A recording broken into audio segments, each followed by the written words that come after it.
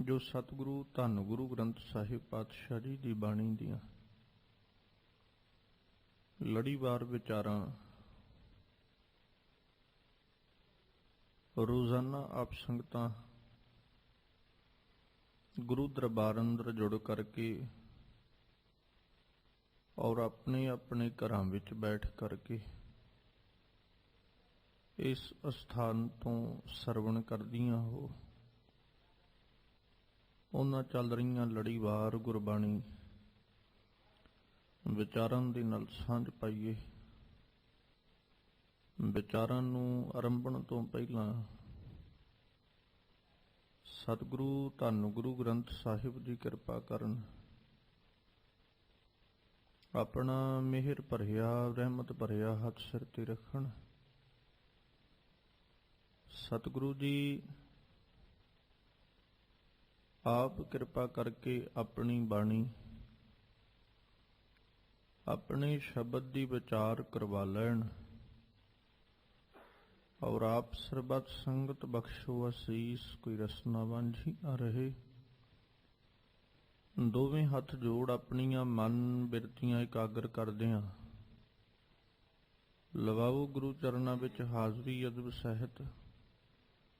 ਸਰਬੱਤ ਸੰਗਤ ਮਿਲ ਕਰਕੇ ਉਚਾਰਨ ਕਰੋ ਜੀ ਸਤਿਨਾਮ ਸ੍ਰੀ ਵਾਹਿਗੁਰੂ ਸਾਹਿਬ ਜੀ।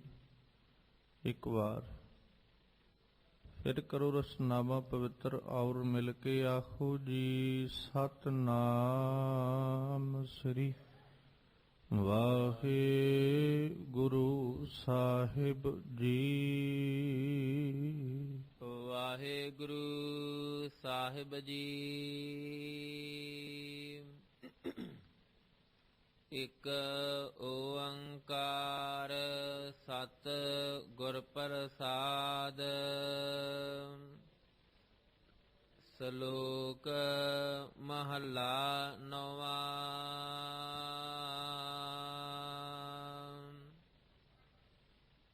ਭੈ ਕਾਹੂ ਕੋ ਦੇਤ ਨਹਿ ਭੈ ਮਾਨਤ ਆਨ। ਕਹੋ ਨਾਨਕ ਸੁਨ ਰੇ ਮਨਾ ਗਿਆਨੀ ਤਾਹੇ ਬਖਾਨ।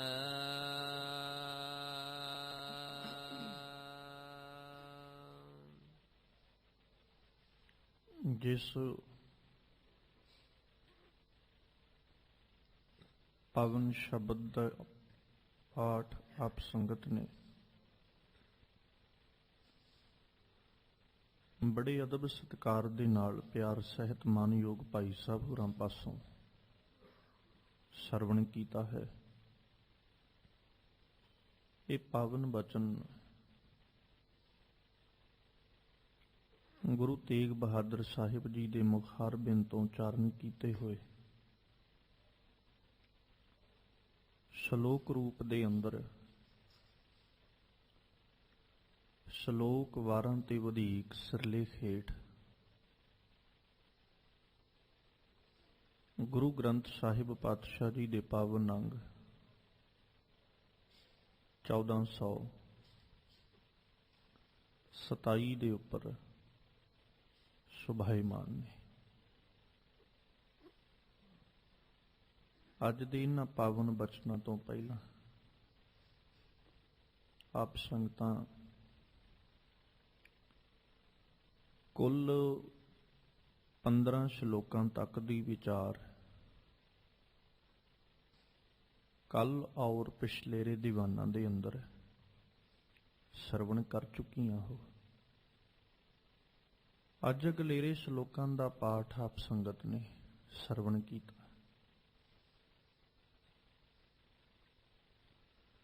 ਗੁਰੂ ਬਾਬਾ ਜੀ ਨੇ ਅੱਜ ਕਿਰਪਾ ਕਰਦਿਆਂ ਹੋਇਆ ਜਿਹੜਾ ਪਾਵਨ ਉਪਦੇਸ਼ ਸਾਡੀ ਝੂੜੀ ਦੇ ਅੰਦਰ ਪਾਇਆ, ਉਹਦੇ ਵਿੱਚ ਮਾਲਕ ਜੀ ਨੇ ਇੱਕ ਗਿਆਨੀ ਪੁਰਸ਼ ਦੀ ਪਰਿਭਾਸ਼ਾ ਦਿੱਤੀ ਹੈ।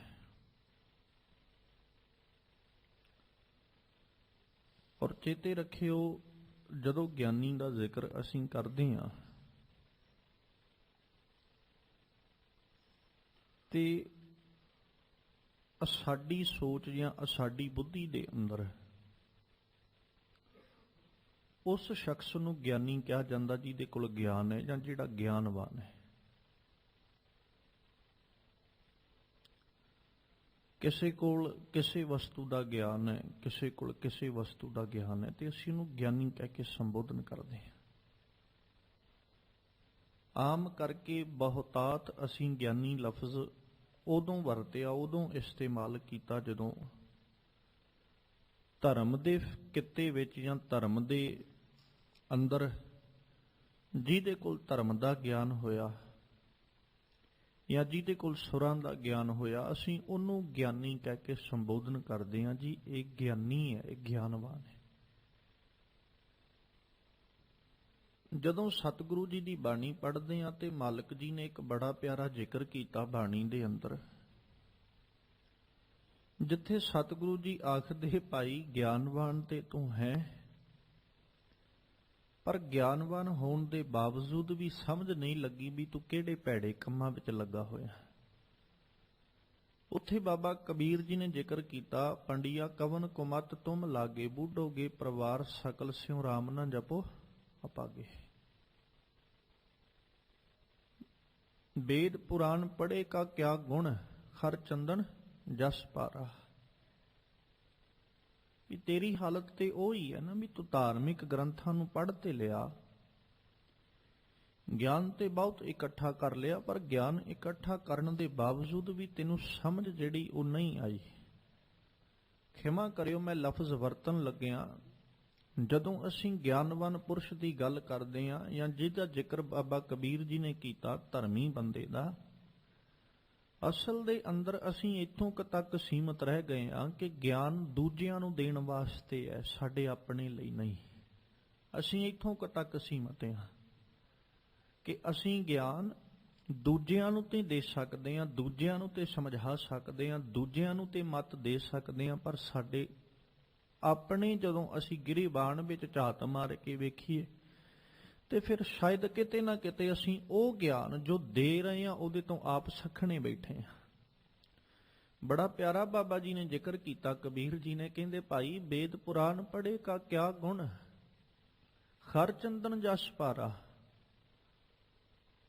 ਰਾਮ ਨਾਮ ਕੀ ਗਤ ਨਹੀਂ ਜਾਨੀ, ਕੈਸੇ ਉਤਰ ਸਪਾਰਾ।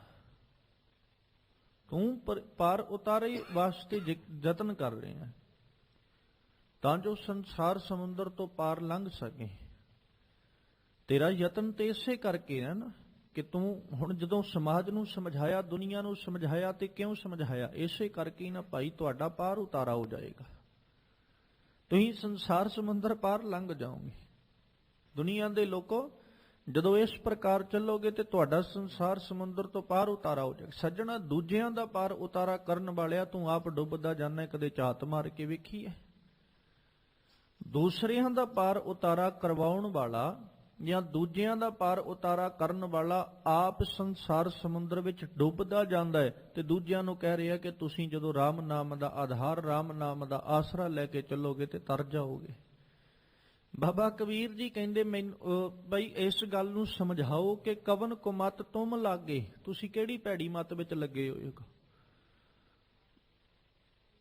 ਬੂਢੋਗੇ ਪਰਿਵਾਰ ਸਕਲ ਸਿਓ, ਆਪ ਤੇ ਤੁਸੀਂ ਡੁੱਬੋਗੇ, ਆਪਣੇ ਪਰਿਵਾਰ ਨੂੰ ਵੀ ਡੁਬੋਵੋਗੇ, ਆਪ ਤੇ ਤੁਸੀਂ ਡੁੱਬ ਹੀ ਜਾਣਾ। ਜਦੋਂ ਇਸ ਸੰਸਾਰ ਸਮੁੰਦਰ ਦੀ ਗੱਲ ਕਰਾਂਗੇ ਵੀ ਤੁਹਾਡੇ ਕੋਲ ਕੀ ਹੈ, ਸਿਰਫ ਗਿਆਨ ਤੁਹਾਡੇ ਕੋਲ ਹੈ, ਇਹ ਨਹੀਂ ਵੀ ਗਿਆਨ ਤੋਂ ਸਖਣੇ ਆ। ਗਿਆਨ ਹੈ ਤਾਂ ਹੀ ਤੇ ਪੰਡਿਤ ਲਫ਼ਜ਼ ਵਰਤਿਆ, ਪੰਡਿਤ ਮਤਲਬ ਗਿਆਨਵਾਨ। ਸੰਬੋਧਨ ਕਿਹਨੂੰ ਕੀਤਾ? ਜਿਹੜਾ ਗਿਆਨਵਾਨ ਹੈ। ਪੰਡਿਆ ਕਵਨ ਕੁਮਤ ਤੁਮ ਲਾਗੇ, ਕਿਹੜੀ ਭੈੜੀ ਮੱਤੇ ਲੱਗਾ ਹੋਇਆ। ਤੇ ਤੂੰ ਇਸ ਗੱਲ ਨੂੰ ਵਿਚਾਰ, ਆਪ ਤੇ ਤੂੰ ਡੁੱਬਣਾ ਹੀ ਡੁੱਬਣਾ, ਨਾਲ ਪਰਿਵਾਰ ਲੈ ਕੇ ਵੀ ਡੁੱਬੇਗਾ। ਬੁੱਢੋਗੇ ਪਰਿਵਾਰ ਸਕਲ ਸਿਉ, ਸਾਰੇ ਦੇ ਸਾਰੇ ਪਰਿਵਾਰ ਸਮੇਤ। ਰਾਮ ਨਾ ਜਪੋ ਅਭਾਗੇ, ਕਿੱਡਾ ਭੈੜੇ ਭਾਗਾਂ ਵਾਲਾ, ਅਭਾਗਾ ਕਿੱਡਾ ਵੱਡਾ ਹੈ ਤੂੰ ਕਿ ਰਾਮ ਤੂੰ ਜਪ ਹੀ ਨਹੀਂ ਸਕਿਆ। ਰਾਮ ਨਾ ਜਪੋ ਅਭਾਗੇ, ਫਿਰ ਤੂੰ ਕੀ ਕੀਤਾ? ਵੇਦ ਪੁਰਾਣ ਬੜੇ ਪੜ੍ਹੇ ਤੂੰ, ਧਾਰਮਿਕ ਗ੍ਰੰਥਾਂ ਦੀ ਵਿਚਾਰ ਬਹੁਤ ਕੀਤੀ, ਧਾਰਮਿਕ ਗ੍ਰੰਥਾਂ ਨੂੰ ਬੜਾ ਪੜ੍ਹਿਆ, ਬੜਾ ਵਿਚਾਰਿਆ। ਧਾਰਮਿਕ ਗ੍ਰੰਥਾਂ ਦਾ ਵਿਚਾਰ ਕਰਦਾ ਹੋਇਆ, ਪੜ੍ਹਦਾ ਹੋਇਆ, ਲੋਕਾਂ ਨੂੰ, ਸੰਸਾਰ ਨੂੰ ਸਮਤ ਦਿੰਦਾ ਰਹਿ ਗਿਆ। ਆਪਣੇ ਵੱਲ ਕਦੇ ਵੇਖਿਆ ਹੀ ਨਹੀਂ, ਆਪਣੇ ਵੱਲ ਕਦੇ ਝਾਤ ਹੀ ਨਹੀਂ ਮਾਰੀ। ਤੇ ਮਾਲਕ ਕਹਿੰਦੇ, ਭਾਈ ਦੱਸ ਵੇਦ ਪੁਰਾਣ ਪੜ੍ਹੇ ਕਾ ਕਿਆ ਗੁਣ, ਹਰ ਚੰਦਨ ਜਸ ਪਾਰਾ। ਇਹ ਤੇ ਉਹ ਹਾਲਾਤ ਹੈ ਵੀ ਇੱਕ ਖੋਤੇ ਦੇ ਉੱਤੇ ਚੰਦਨ ਦੀਆਂ ਕੁਆਂਟਲ ਲੱਕੜਾਂ ਲੱਦ ਦਿੱਤੀਆਂ ਤੇ ਉਹਦੇ ਗਲ 'ਚ ਪਾਤਾ ਹਾਰ ਤੇ ਉਹਨੂੰ ਕਿਹਾ ਵੀ ਸੱਜਣਾ ਅੱਜ ਤੋਂ ਤੂੰ ਬੜਾ ਕੀਮਤੀ, ਕਿਉਂਕਿ ਤੇਰੇ ਉੱਤੇ ਚੰਦਨ ਦੀਆਂ ਲੱਕੜਾਂ ਪਈਆਂ ਨੇ, ਅੱਜ ਤੋਂ ਤੂੰ ਬੜਾ ਕੀਮਤੀ ਹੈ। ਹੁਣ ਉਹ ਗਧਾ ਤੇ ਹੋ ਸਕਦਾ, ਖੋਤਾ ਤੇ ਹੋ ਸਕਦਾ, ਅੱਗੋਂ ਜੇ ਬੋਲਣ ਵਾਲਾ ਹੋਇਆ ਤੇ ਬੋਲ ਕੇ ਕਹਿ ਦੇਗਾ ਸੱਜਣਾ ਭਾਵੇਂ ਕੁਆਂਟਲ ਲੱਕੜਾਂ ਚੰਦਨ ਦੀਆਂ ਲੱਦ ਦੇ ਤੇ ਭਾਵੇਂ ਮੇਰੇ ਉੱਤੇ ਕੁਆਂਟਲ ਮਿੱਟੀ ਲੱਦ ਦੇ, ਮੇਰੇ ਲਈ ਭਾਰ ਹੀ ਹੈ। ਉਹੀ ਹਾਲਤ ਹੈ ਨਾ ਸਾਡੀ ਵੀ। ਜਦੋਂ ਵੇਦ ਪੁਰਾਣ ਪੜ੍ਹ ਕੇ ਅਸੀਂ ਉਹਨਾਂ ਦੇ ਸਿਧਾਂਤਾਂ ਉੱਤੇ, ਉਹਨਾਂ ਦੀ ਵਿਚਾਰਧਾਰਾ ਉੱਤੇ ਅਸੀਂ ਚੱਲ ਹੀ ਨਹੀਂ ਸਕੇ, ਉਸ ਵਿਚਾਰਧਾਰਾ ਨੂੰ ਅਸੀਂ ਅਪਣਾ ਹੀ ਨਾ ਸਕੇ, ਤੇ ਫਿਰ ਖਰ ਚੰਦਨ ਜਸ ਭਾਰਾ, ਰਾਮ ਨਾਮ ਕੀ ਗਤ ਨਹੀਂ ਜਾਣੀ ਕੈਸੇ ਉਤਰਸ ਪਾਰਾ। ਭਾਈ ਰਾਮ ਨਾਮ ਦੀ ਗਤ ਨੂੰ ਸਮਝਿਆ ਹੀ ਨਹੀਂ, ਰਾਮ ਨਾਮ ਦੀ ਜਿਹੜੀ ਬਾਤ ਸੀ ਉਹਨੂੰ ਵਿਚਾਰਿਆ ਹੀ ਨਹੀਂ, ਉਹਨੂੰ ਸਮਝਣ ਦੀ ਕਦੇ ਕੋਸ਼ਿਸ਼ ਹੀ ਨਹੀਂ ਕੀਤੀ। ਤੇ ਮਾਲਕ ਕਹਿੰਦੇ ਭਾਈ ਕਿਵੇਂ ਪਾਰ ਉਤਰੇਗਾ? ਦੂਜਿਆਂ ਨੂੰ ਕੀ ਕਿਹਾ ਪਾਰ ਉਤਾਰਾ ਹੋ ਜਾਏਗਾ। ਹੁਣ ਜਿਹਨੂੰ ਕਹਿੰਦਾ ਰਿਹਾ ਉਹਨੇ ਰੱਬ ਦਾ ਸਹਾਰਾ ਲਿਆ, ਉਹ ਪਾਰ ਉਤਰ ਗਿਆ। ਜਿਹੜਾ ਕਹਿਣ ਵਾਲਾ ਸੀ ਉਹ ਆਪ ਡੁੱਬ ਗਿਆ। ਜਿਹੜਾ ਕਹਿਣ ਵਾਲਾ ਸੀ ਉਹ ਆਪ ਡੁੱਬ ਗਿਆ। ਜਿਹਨੂੰ ਕਹਿ ਰਹੇ ਸੀ, ਜਿਹਨੂੰ ਸਮਝਾ ਰਿਹਾ ਸੀ, ਉਹ ਸਮਝਾਉਣ ਵਾਲਾ, ਜਿਹੜਾ ਸਮਝਣ ਵਾਲਾ ਸੀ ਉਹ ਸਾਹਮਣੇ ਬੈਠਾ ਸਮਝ ਰਿਹਾ। ਸਮਝਣ ਵਾਲੇ ਨੇ ਉਹਦੀ ਬਾਤ ਨੂੰ ਸਮਝਿਆ, ਉਹਦੀ ਬਾਤ ਨੂੰ ਜਾਣਿਆ, ਜਾਣਦਾ ਹੋਇਆ ਉਹਦੀ ਬਾਤ ਨੂੰ, ਉਹਦੇ ਦਰਸਾਏ ਮਾਰਗ ਦੇ ਉੱਤੇ ਉਹਨੇ ਚੱਲਣਾ ਸ਼ੁਰੂ ਕਰ ਲਿਆ। ਉਹ ਐਸਾ ਤੁਰਿਆ ਕਿ ਇੱਕ ਦਿਨ ਆਇਆ ਉਹ ਪਾਰ ਉਤਰ ਗਿਆ, ਤੇ ਜਿਹੜਾ ਸਮਝਾਉਣ ਵਾਲਾ ਸੀ ਉਹ ਆਪ ਡੁੱਬ ਗਿਆ। ਜਦੋਂ ਗਿਆਨਵਾਨ ਪੁਰਸ਼ ਦੀ ਗੱਲ ਕੀਤੀ ਤੇ ਸਤਿਗੁਰੂ ਜੀ ਨੇ ਬਾਣੀ 'ਚ ਇੱਕ ਸਵਾਲ ਕੀਤਾ, ਕਹਿੰਦੇ ਪ੍ਰਣਵਤ ਨਾਨਕ ਗਿਆਨੀ ਕੈਸਾ ਹੋਏ? ਕਿ ਭਾਈ ਦੱਸੋ ਗਿਆਨੀ ਹੋਣਾ ਕੈਸਾ ਚਾਹੀਦਾ, ਕੈਸਾ ਹੋਵੇ ਗਿਆਨਵਾਨ ਪੁਰਸ਼ ਜਿਹੜਾ? ਤੇ ਸਤਿਗੁਰੂ ਜੀ ਫਿਰ ਉੱਥੇ ਜ਼ਿਕਰ ਕਰਦੇ, ਕਹਿੰਦੇ ਆਪ ਪਛਾਣੈ ਵਿਚਾਰੈ ਸੋਏ। ਜਿਹੜਾ ਆਪਣੇ ਆਪੇ ਦੀ ਪਛਾਣ ਕਰਕੇ ਵਿਚਾਰ, ਆਪਣੇ ਆਪੇ ਦੀ ਪਛਾਣ ਕਰਦਾ ਹੋਇਆ ਉਹਦੀ ਵਿਚਾਰ ਕਰੇ। ਔਰ ਉਹਦੀ ਵਿਚਾਰ ਕਰਦਾ ਹੋਇਆ ਜਦੋਂ ਉਸ ਆਪਣੇ ਜੀਵਨ ਨੂੰ, ਆਪਣੀ ਜ਼ਿੰਦਗੀ ਨੂੰ ਚੰਗਾ ਬਣਾ ਲੈਂਦਾ, ਆਪਣੇ ਜੀਵਨ ਨੂੰ ਸਵਾਰ ਲੈਂਦਾ, ਸ਼ਿੰਗਾਰ ਲੈਂਦਾ, ਤੇ ਜਦੋਂ ਰੱਬ ਦੀਆਂ ਨਜ਼ਰਾਂ 'ਚ ਪ੍ਰਵਾਨਿਆ ਜਾਂਦਾ, ਰੱਬ ਦੀਆਂ ਨਜ਼ਰਾਂ ਵਿੱਚ ਜਦੋਂ ਕਬੂਲ ਪੈ ਜਾਂਦਾ, ਤੇ ਫਿਰ ਮਾਲਕ ਜੀ ਆਖਦੇ ਭਾਈ ਐਸਾ ਗਿਆਨੀ ਹੈ ਜਿਹੜਾ ਆਪਣੇ ਆਪੇ ਦੀ ਵਿਚਾਰ ਕਰਦਾ, ਸਮਝਦਾ ਹੋਇਆ, ਆਪਣੇ ਆਪੇ ਨੂੰ ਜਾਣਦਾ ਹੋਇਆ, ਜਦੋਂ ਚੰਗੇ ਮਾਰਗ, ਚੰਗੇ ਰਾਹ ਤੇ ਤੁਰਦਾ ਹੈ, ਤੇ ਜਦੋਂ ਚੰਗੇ ਰਸਤੇ ਤੇ ਤੁਰਦਾ, ਫਿਰ ਉਹ ਗਿਆਨੀ ਹੈ ਜਿਹੜਾ ਰੱਬ ਦੀ ਦਰਗਾਹ 'ਚ, ਰੱਬ ਦੇ ਦਰ ਤੇ ਪ੍ਰਵਾਨਿਆ ਜਾਂਦਾ। ਪ੍ਰਵਾਨਗੀ ਤੇ ਉਸੇ ਨੂੰ ਮਿਲੇਗੀ ਨਾ, ਗਿਆਨਵਾਨ ਪੁਰਸ਼ ਜਿਹੜਾ।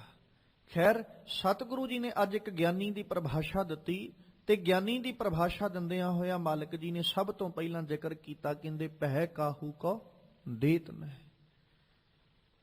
ਨਹਿ ਪਹਿ ਮਾਨਤ ਆਨ। ਹੁਣ ਦੋ ਗੱਲਾਂ ਨੇ।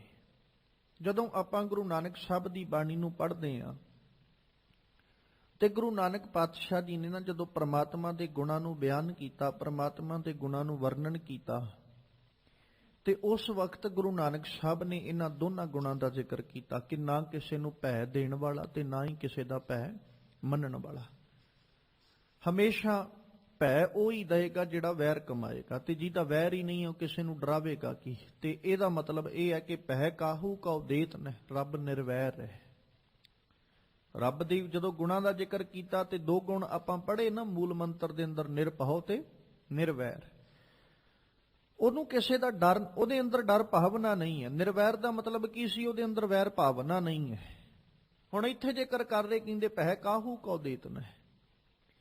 ਗਿਆਨੀ ਦਾ ਜ਼ਿਕਰ ਕਰਨ ਲੱਗੇ ਆ ਕਿ ਗਿਆਨਵਾਨ ਪੁਰਸ਼ ਕੈਸਾ ਹੁੰਦਾ ਹੈ। ਜਦੋਂ ਗਿਆਨਵਾਨ ਪੁਰਸ਼ ਦੀ ਬਾਤ ਆਈ ਤੇ ਗੁਰੂ ਸਾਹਿਬ ਜੀ ਕਹਿੰਦੇ ਭਾਈ ਭੈ ਕਾਹੂ ਕਉ ਦੇਤ ਨਹਿ, ਉਹ ਨਿਰਵੈਰ ਹੈ, ਉਹਦੇ ਅੰਦਰ ਕਿਸੇ ਪ੍ਰਕਾਰ ਦਾ ਵੈਰ ਨਹੀਂ ਹੈ।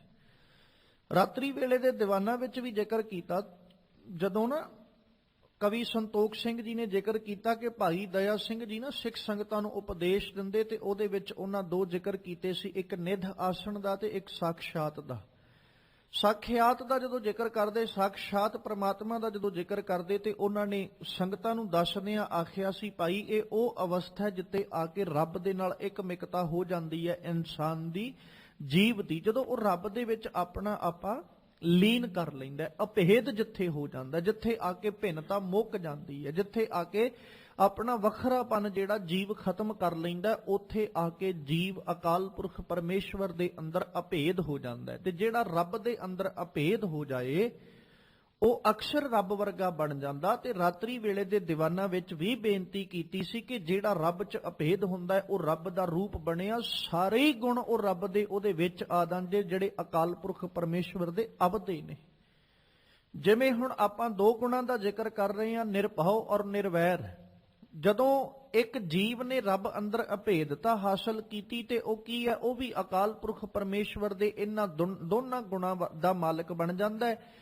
ਉਹਦੇ ਕੋਲ ਵੀ ਇਹ ਦੋ ਗੁਣ ਜਿਹੜੇ ਉਹ ਆ ਜਾਂਦੇ ਨੇ, ਉਹਦੇ ਜੀਵਨ ਵਿੱਚ ਇਹ ਗੁਣ ਜਿਹੜੇ ਉਹ ਧਾਰਨ ਕਰ ਲੈਂਦਾ ਕਿ ਉਹ ਨਿਰਭਉ ਔਰ ਨਿਰਵੈਰ ਦੋਵੇਂ ਚੀਜ਼ਾਂ, ਦੋਵੇਂ ਅਵਸਥਾਵਾਂ ਹੀ ਹਾਸਲ ਕਰ ਲੈਂਦਾ। ਫਿਰ ਉਹਦਾ ਕਿਸੇ ਨਾਲ ਵੈਰ ਨਹੀਂ ਜੇ ਰਹਿੰਦਾ, ਉਹ ਨਿਰਵੈਰ ਹੋ ਜਾਇਆ ਕਰਦਾ।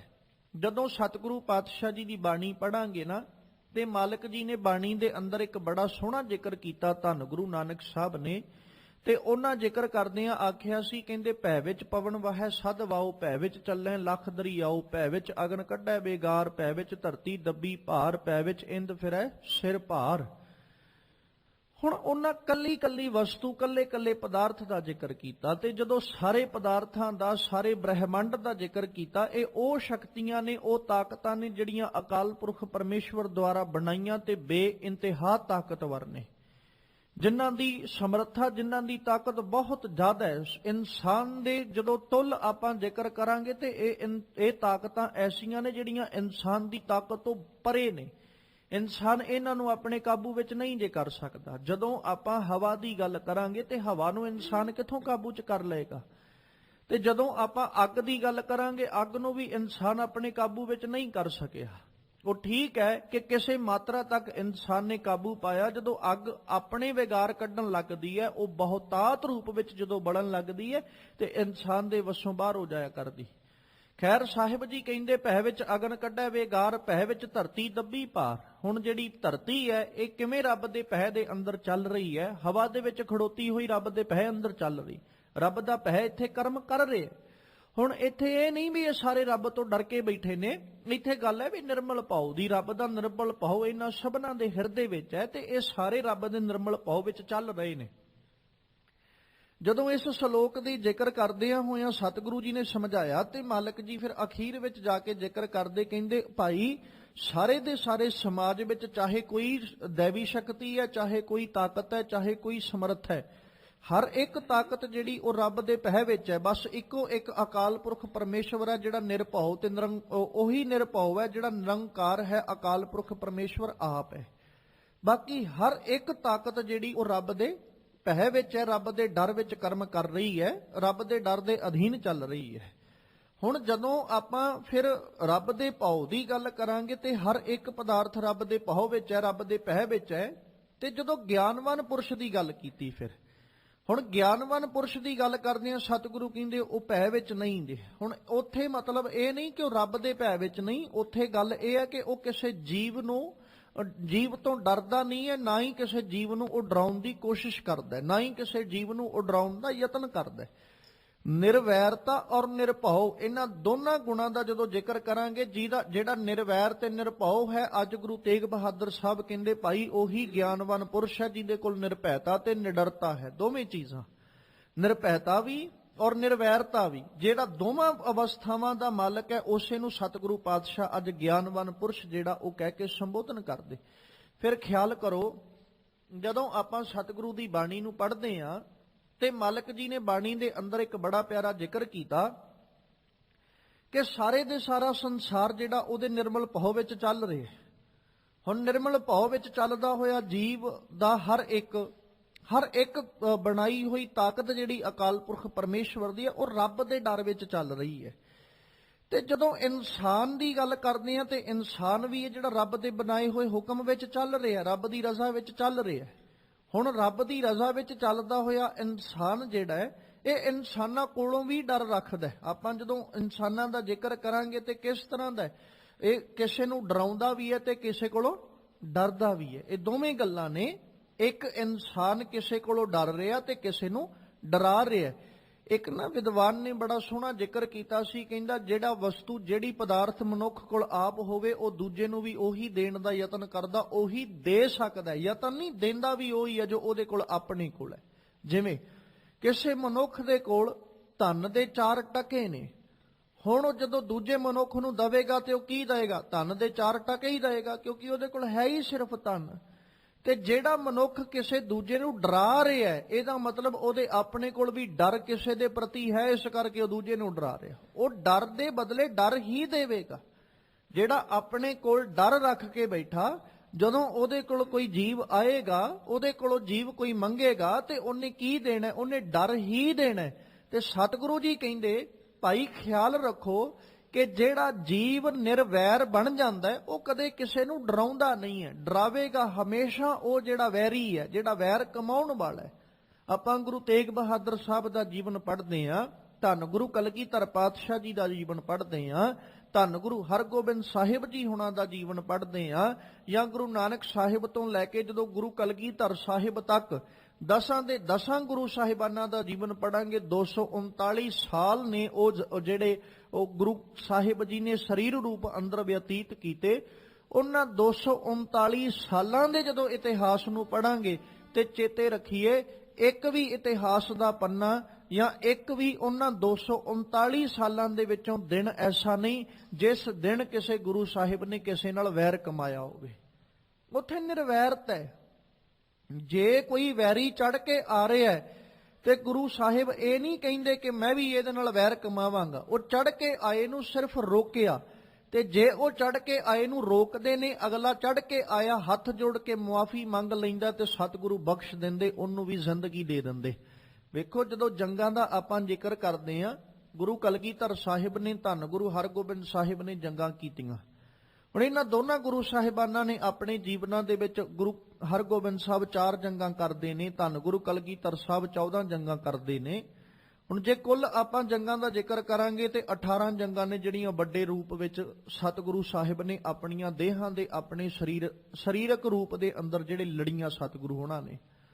ਹੁਣ ਉਹਨਾਂ ਜੰਗਾਂ ਦੇ ਵਿੱਚ ਕਿਸੇ ਦੇ ਨਾਲ ਸਤਿਗੁਰੂ ਜੀ ਨੇ ਵੈਰ ਨਹੀਂ ਰੱਖਿਆ, ਕਿਸੇ ਨਾਲ ਵੈਰ ਨਹੀਂ ਕਮਾਇਆ। ਜਦੋਂ ਕੋਈ ਚੜ ਕੇ ਆਇਆ ਤੇ ਉਹ ਚੜ ਕੇ ਆਏ ਨੂੰ ਸਿਰਫ ਰੋਕਦੇ ਨੇ। ਤੇ ਜੇ ਕੋਈ ਚੜ ਕੇ ਆਇਆ ਇਹ ਇੱਛਾ ਰੱਖਦਾ ਕਿ ਮੈਂ ਗੁਰੂ ਸਾਹਿਬ ਉੱਤੇ ਵਾਰ ਕਰਨਾ ਚਾਹੁੰਦਾ, ਮੈਨੂੰ ਇੱਕ ਵਾਰੀ ਮੌਕਾ ਮਿਲ ਜਾਏ ਤੇ ਮੈਂ ਐਸਾ ਵਾਰ ਕਰਾਂਗਾ, ਐਸਾ ਹੱਲਾ ਕਰਾਂਗਾ ਕਿ ਮੁੜ ਕੇ ਮੈਨੂੰ ਦੂਜਾ ਵਾਰ ਕਰਨ ਦੀ ਜ਼ਰੂਰਤ ਨਹੀਂ ਪਏਗੀ। ਤੇ ਗੁਰੂ ਸਾਹਿਬ ਉਹਨੂੰ ਮੌਕਾ ਵੀ ਦਿੰਦੇ ਨੇ, ਭਾਈ ਸੱਜਣਾ, ਜੇ ਤੂੰ ਇੱਛਾ ਲੈ ਕੇ ਆਇਆ ਤੇ ਲੈ ਪਹਿਲੋਂ ਤੂੰ ਵਾਰ ਕਰ ਲਾ। ਆਪਾਂ ਪੜ੍ਹਦੇ ਹੀ ਆ ਨਾ, ਗੁਰੂ ਹਰਗੋਬਿੰਦ ਸਾਹਿਬ ਦਾ ਜੀਵਨ ਪੈਂਦੇ ਖਾਂ ਨਾਲ ਕੀ ਹੋਇਆ? ਗੁਰੂ ਸਾਹਿਬ ਨੇ ਆਪਣੇ ਹੱਥੀਂ ਪਾਲਿਆ, ਆਪਣੇ ਹੱਥੀਂ ਪਰਵਰਿਸ਼ ਕੀਤੀ। ਤੇ ਜਦੋਂ ਉਹ ਜੰਗ ਦੇ ਵਿੱਚ ਗੁਰੂ ਹਰਗੋਬਿੰਦ ਸਾਹਿਬ ਦੇ ਸਾਹਮਣੇ ਆ ਕੇ ਖੜੋਂਦਾ ਤੇ ਸਤਿਗੁਰੂ ਨਾਲ ਮੁਕਾਬਲਾ ਕਰਦਾ, ਮਨ 'ਚ ਇੱਛਾ ਕੀ ਹੈ ਕਿ ਮੈਂ ਪਹਿਲੋਂ ਵਾਰ ਕਰਾਂਗਾ ਤੇ ਮੁੜ ਕੇ ਦੂਜਾ ਮੈਨੂੰ ਕਰਨ ਦੀ ਲੋੜ ਹੀ ਨਹੀਂ ਪੈਣੀ। ਗੁਰੂ ਹਰਗੋਬਿੰਦ ਸਾਹਿਬ ਕਹਿੰਦੇ, ਭਾਈ ਲੈ ਤੂੰ ਵਾਰ ਕਰ ਲਾ। 1 ਨਹੀਂ 2 ਨਹੀਂ 3 ਵਾਰ ਲਗਾਤਾਰ ਪੈਂਦੇ ਖਾਂ ਵਾਰ ਕਰਦਾ ਹੈ। ਜਦੋਂ 3 ਵਾਰ ਵਾਰ ਕੀਤਾ ਤੇ ਤਿੰਨੋਂ ਦੇ ਤਿੰਨੋਂ ਵਾਰ ਖਾਲੀ ਗਏ, ਸਖਣੇ ਗਏ। ਮੁੜ ਕੇ ਗੁਰੂ ਹਰਗੋਬਿੰਦ ਸਾਹਿਬ ਪਰਤ ਕੇ ਸਿਰਫ ਇੱਕੋ ਹੀ ਵਾਰ ਕਰਦੇ। ਹੁਣ ਉੱਥੇ ਵੈਰ ਨਹੀਂ ਹੈ। ਜੇ ਵੈਰ ਹੁੰਦਾ ਤੇ ਗੁਰੂ ਹਰਗੋਬਿੰਦ ਸਾਹਿਬ ਉਹਦੇ ਉੱਤੇ ਵਾਰ ਕਰਕੇ ਤੇ ਉੱਥੋਂ ਚਲੇ ਜਾਂਦੇ। ਮਾਲਕ ਪਾਤਸ਼ਾਹ ਗਏ ਨਹੀਂ। ਜਦੋਂ ਉਹਦੇ ਤੇ ਵਾਰ ਕੀਤਾ, ਪੈਂਦੇ ਖਾਂ ਘੋੜੇ ਤੋਂ ਡਿੱਗ ਪਿਆ, ਕੁਰਲਾ ਉੱਠਿਆ ਦੁੱਖ ਦੇ ਨਾਲ, ਤਕਲੀਫ ਦੇ ਨਾਲ, ਤੇ ਗੁਰੂ ਹਰਗੋਬਿੰਦ ਸਾਹਿਬ ਉੱਥੇ ਹੀ ਰੁਕ ਕੇ ਤੇ ਪੈਂਦੇ ਖਾਂ ਦਾ ਸੀਸ ਆਪਣੀ ਗੋਦ ਵਿੱਚ ਰੱਖ ਲੈਂਦੇ।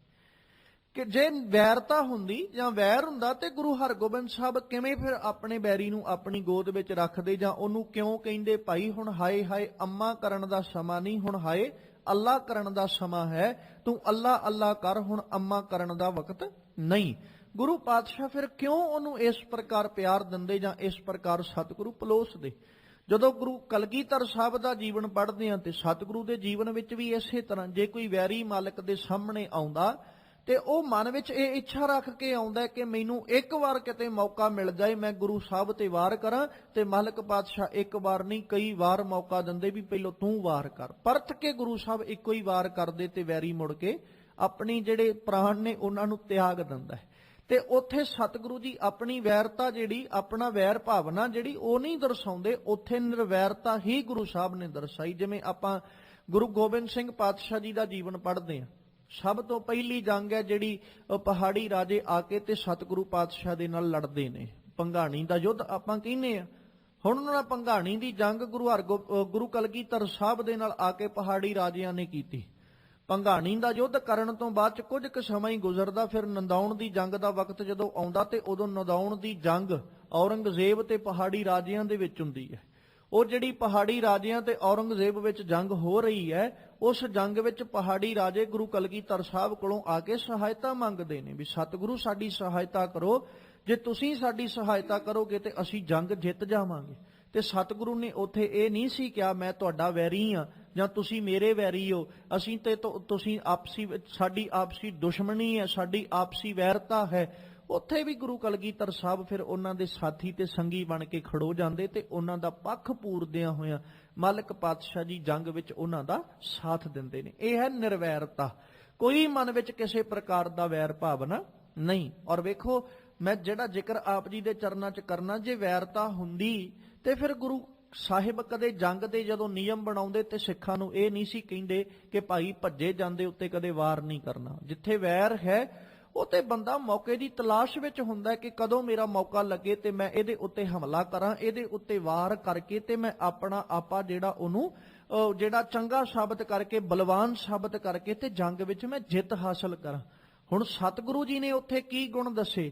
ਮਾਲਕ ਪਾਤਸ਼ਾਹ ਨੇ ਕਈ ਗੁਣ ਸਨ ਜਿਹੜੇ ਜੰਗ ਕਰਨ ਦੇ ਲਈ ਸਿੱਖਾਂ ਨੂੰ ਦਿੱਤੇ, ਜਾਂ ਕਈ ਜਿਹੜੇ ਕਹਿ ਲਈਏ ਵੀ ਮਾਲਕ ਪਾਤਸ਼ਾਹ ਨੇ ਨਿਯਮ ਬਣਾਏ ਸਨ ਜੰਗ ਕਰਨ ਦੇ, ਜਿਨ੍ਹਾਂ ਵਿੱਚ ਇੱਕ ਨਿਯਮ ਇਹ ਵੀ ਸੀ ਕਿ ਸਾਹਮਣੇ ਵੈਰੀ ਖੜੋਤਾ, ਜੇ ਉਹਦੇ ਹੱਥ ਵਿੱਚ ਹਥਿਆਰ ਨਹੀਂ ਤੇ ਉਹਦੇ ਉੱਤੇ ਵਾਰ ਨਹੀਂ ਕਰਨਾ।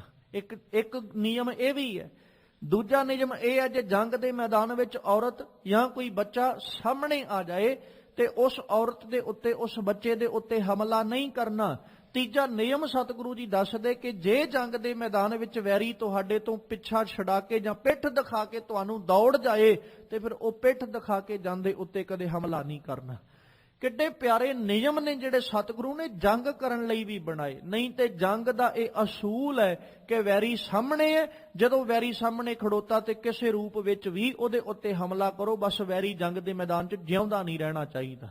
ਜੰਗ ਦਾ ਨਿਯਮ ਤੇ ਇਹੀ ਹੈ ਨਾ, ਜੇ ਵੈਰੀ ਨੇ ਹੱਥ ਹੈ ਤੇ ਫਿਰ ਵੀ ਉਹਦੇ ਉੱਤੇ ਹਮਲਾ ਕਰ ਦਿਓ। ਜੇ ਵੈਰੀ ਪਿੱਠ ਦਿਖਾ ਕੇ ਜਾ ਰਿਹਾ ਤੇ ਉਹਦੇ ਉੱਤੇ ਹਮਲਾ ਕਰਕੇ ਉਹਨੂੰ ਮੌਤ ਦੇ ਘਾਟ ਉਤਾਰ ਦਿਓ। ਜੰਗ ਇਹ ਕਹਿ ਰਹੀ ਹੈ। ਪਰ ਜਦੋਂ ਗੁਰੂ ਸਾਹਿਬਾਨਾਂ ਦੇ ਜੀਵਨ ਪੜਾਂਗੇ ਤੇ ਮਾਲਕ ਪਾਤਸ਼ਾਹ ਨੇ ਇਹ ਸਾਰੇ ਦੇ ਸਾਰੇ ਜਿਹੜੇ ਗੁਣ ਨੇ ਨਾ, ਉਹ ਐਸੇ ਸਿੱਖਾਂ ਦੀ ਝੋਲੀ ਵਿੱਚ ਨਿਯਮ ਪਾਏ ਕਿ ਭਾਈ ਜੰਗ ਦੇ ਮੈਦਾਨ ਅੰਦਰ ਆਪਾਂ ਜੇ ਜੰਗ ਵਿੱਚ ਜੂਝ ਰਹੇ ਆ ਤੇ ਫਿਰ ਦੌੜੇ ਜਾਂਦੇ ਵੈਰੀ ਉੱਤੇ ਹਮਲਾ ਨਹੀਂ ਕਰਨਾ। ਜੇ ਵੈਰੀ ਤੁਹਾਡੇ ਸਾਹਮਣੇ ਨਿਹੱਥਾ ਹੋ ਜਾਂਦਾ ਉਹਦੇ ਉੱਤੇ ਵਾਰ ਨਹੀਂ ਕਰਨਾ, ਬਕਾਇਦਾ ਉਹਦੇ ਹੱਥ ਵਿੱਚ ਸ਼ਸਤਰ ਪਕੜਾਓ ਤਾਂ ਜੋ ਉਹ ਤੁਹਾਡੇ ਨਾਲ ਜੂਝਦਾ ਹੋਇਆ ਜੰਗ ਦੇ ਮੈਦਾਨ ਅੰਦਰ ਤੁਹਾਡਾ ਮੁਕਾਬਲਾ ਕਰੇ। ਖੈਰ ਸਤਿਗੁਰੂ ਜੀ ਨੇ ਜਦੋਂ ਨਿਰਵੈਰਤਾ ਦੀ ਗੱਲ ਕੀਤੀ, ਜਦੋਂ ਭਾਈ ਗੁਰਦਾਸ ਜੀ ਨੂੰ ਪੜਾਂਗੇ ਨਾ ਤੇ ਉਹਨਾਂ ਬੜਾ ਪਿਆਰਾ ਜ਼ਿਕਰ ਕੀਤਾ, ਕਹਿੰਦੇ ਗੁਰ ਪੂਰਾ ਨਿਰਵੈਰ ਹੈ। ਪੂਰਾ ਗੁਰੂ ਜਿਹੜਾ ਉਹ ਨਿਰਵੈਰ ਹੈ। ਉਹ ਇੰਨਾ ਕੁ ਨਿਰਵੈਰ ਹੈ ਕਿ ਉਹ ਕਿਸੇ ਪ੍ਰਕਾਰ ਵੀ ਆਪਣੇ ਮਨ ਦੇ ਅੰਦਰ ਵੈਰ ਨਹੀਂ ਰੱਖਦਾ।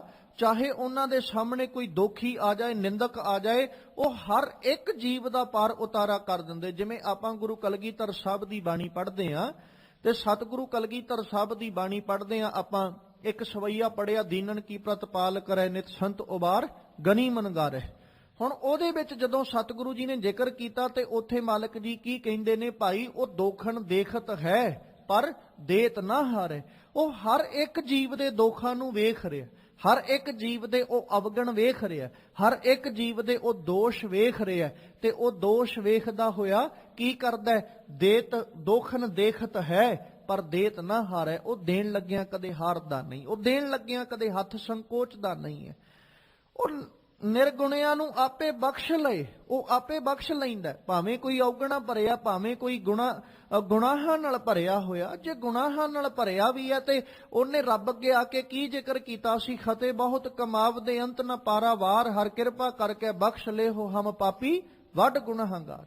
ਹੁਣ ਜੇ ਰੱਬ ਕਿਤੇ ਵੈਰ ਰੱਖਦਾ ਹੁੰਦਾ ਤੇ ਰੱਬ ਵੈਰ ਰੱਖਦਾ ਹੋਇਆ ਫਿਰ ਉਹਨਾਂ ਨੂੰ ਕਦੇ ਬਖਸ਼ਦਾ ਨਹੀਂ ਸੀ। ਚਲੋ ਠੀਕ ਹੈ, ਮੰਨ ਲਿਆ ਕਿਸੇ ਨੇ ਕਿਸੇ ਨੂੰ ਮੰਦਾ ਕਿਹਾ, ਕਿਸੇ ਨੇ ਕਿਸੇ ਨੂੰ ਮੰਦਾ ਕਿਹਾ ਤੇ ਰੱਬ ਕਵੇ ਚਲੋ ਕੋਈ ਨਹੀਂ ਜੀ, ਇਹ ਲੋਕਾਂ ਨੂੰ ਹੀ ਮੰਦਾ ਕਹਿ ਰਹੇ ਨੇ, ਮੈਂ ਇਹਨਾਂ ਦੇ ਉੱਤੇ ਕਿਸੇ ਪ੍ਰਕਾਰ ਕੋਈ ਸਜ਼ਾ ਇਹਨਾਂ ਨੂੰ ਨਹੀਂ ਦਿੰਦਾ। ਤੇ ਖਿਆਲ ਰੱਖੋ ਉਹਨਾਂ ਮਨੁੱਖਾਂ ਦਾ ਵੀ ਜ਼ੋਰ ਲੱਗਾ ਪਿਆ, ਉਹਨਾਂ ਮਨੁੱਖਾਂ ਦਾ ਵੀ ਬਲ ਲੱਗਾ ਪਿਆ ਜਿਹੜੇ ਅੱਜ ਤੱਕ ਇਹ ਸਾਬਤ ਕਰਨ ਵਿੱਚ ਲੱਗੇ ਹੋਏ ਕਿ ਰੱਬ ਨਾਮ ਦੀ ਕੋਈ ਚੀਜ਼ ਹੀ ਨਹੀਂ ਹੈ। ਉਹਨਾਂ ਦਾ ਵੀ ਬਲ ਲੱਗਾ ਹੋਇਆ ਜਿਹੜੇ ਇਹ ਸਾਬਤ ਕਰਨਾ ਚਾਹੁੰਦੇ ਰੱਬ ਹੈ ਨਹੀਂ, ਜਿਹੜੇ ਇਹ ਸਾਬਤ ਕਰਨਾ ਚਾਹੁੰਦੇ ਕੋਈ ਤਾਕਤ ਨਹੀਂ ਹੈ ਰੱਬ ਨਾਮ ਦੀ, ਤੇ ਜਿਹੜੇ ਇਹ ਸਾਬਤ ਕਰਨ ਵਿੱਚ ਦਿਨ ਰਾਤ ਲੱਗੇ ਹੋਏ ਰੱਬ ਉਹਨਾਂ ਨੂੰ ਵੀ ਪਾਲ ਰਿਹਾ ਜੀ, ਉਹਨਾਂ ਦੀ ਵੀ ਪ੍ਰਤਪਾਲਨਾ ਕਰ ਰਿਹਾ। ਉਹਨਾਂ ਦੀ ਝੋਲੀ ਵਿੱਚ ਵੀ ਉਸੇ ਤਰ੍ਹਾਂ ਸਵਾਸਾਂ ਦੀ ਪੂੰਜੀ ਉਹਨੇ ਪਾਈ ਹੋਈ ਹੈ, ਉਹਨਾਂ ਦੀ ਝੋਲੀ ਵਿੱਚ ਵੀ ਉਹ ਨਿਤਾ ਪ੍ਰਤੀ ਉਸੇ ਪ੍ਰਕਾਰ ਭੋਜਨ ਪਾ ਰਿਹਾ, ਉਹਨਾਂ ਦੀ ਪ੍ਰਤਪਾਲਨਾ ਕਰ ਰਿਹਾ ਕਿਉਂਕਿ ਉਹ ਨਿਰਵੈਰ ਹੈ। ਤੇ ਜਿਹੜਾ ਨਿਰਵੈਰ ਹੈ ਜਦੋਂ ਉਹਦੇ ਨਾਲ ਕੋਈ ਜੁੜੇਗਾ, ਉਹਦੇ ਨਾਲ ਜੁੜਨ ਵਾਲਾ ਕੀ ਹੋਏਗਾ? ਜਦੋਂ ਮਨੁੱਖ ਦੀ ਗੱਲ ਕੀਤੀ ਤੇ ਸਤਿਗੁਰੂ ਕਹਿੰਦੇ ਖਿਆਲ ਰੱਖ ਭਾਈ ਨਿਰਭਉ ਜਪੈ ਸਗਲ ਭਉ ਮਿਟੈ। ਜਦੋਂ ਨਿਰਭਉ ਨੂੰ ਜਪੇਗਾ ਤੇ ਤੇਰੀ ਜ਼ਿੰਦਗੀ ਵਿੱਚੋਂ ਸਾਰੇ ਦੇ ਸਾਰੇ ਡਰ ਜਿਹੜੇ ਉਹ ਮੁੱਕ ਜਾਣਗੇ, ਤੇਰੇ ਜੀਵਨ ਵਿੱਚੋਂ ਸਾਰੇ ਦੇ ਸਾਰੇ ਖੌਫ ਚਲੇ ਜਾਣਗੇ। ਪਹਿ ਕਾਹੂ ਕਉ ਦੇਤ ਨਹਿ ਪਹਿ ਮਾਨਤ ਆਨ, ਨਾ ਕਿਸੇ ਕੋਲੋਂ ਡਰਨਾ ਤੇ ਨਾ ਕਿਸੇ ਨੂੰ ਡਰਾਉਣਾ।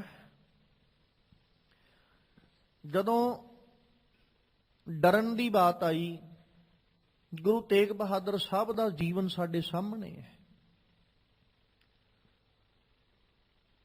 ਤੁਸੀਂ ਜਦੋਂ ਸਤਿਗੁਰੂ ਪਾਤਸ਼ਾਹ ਜੀ ਦਾ ਜੀਵਨ ਪੜ੍ਹੋਗੇ ਨਾ, ਗੁਰੂ ਤੇਗ ਬਹਾਦਰ ਸਾਹਿਬ ਦਾ, ਤੇ ਮਾਲਕ ਨੇ ਵੀ ਪ੍ਰਚਾਰਕ ਫੇਰੀਆਂ ਕੀਤੀਆਂ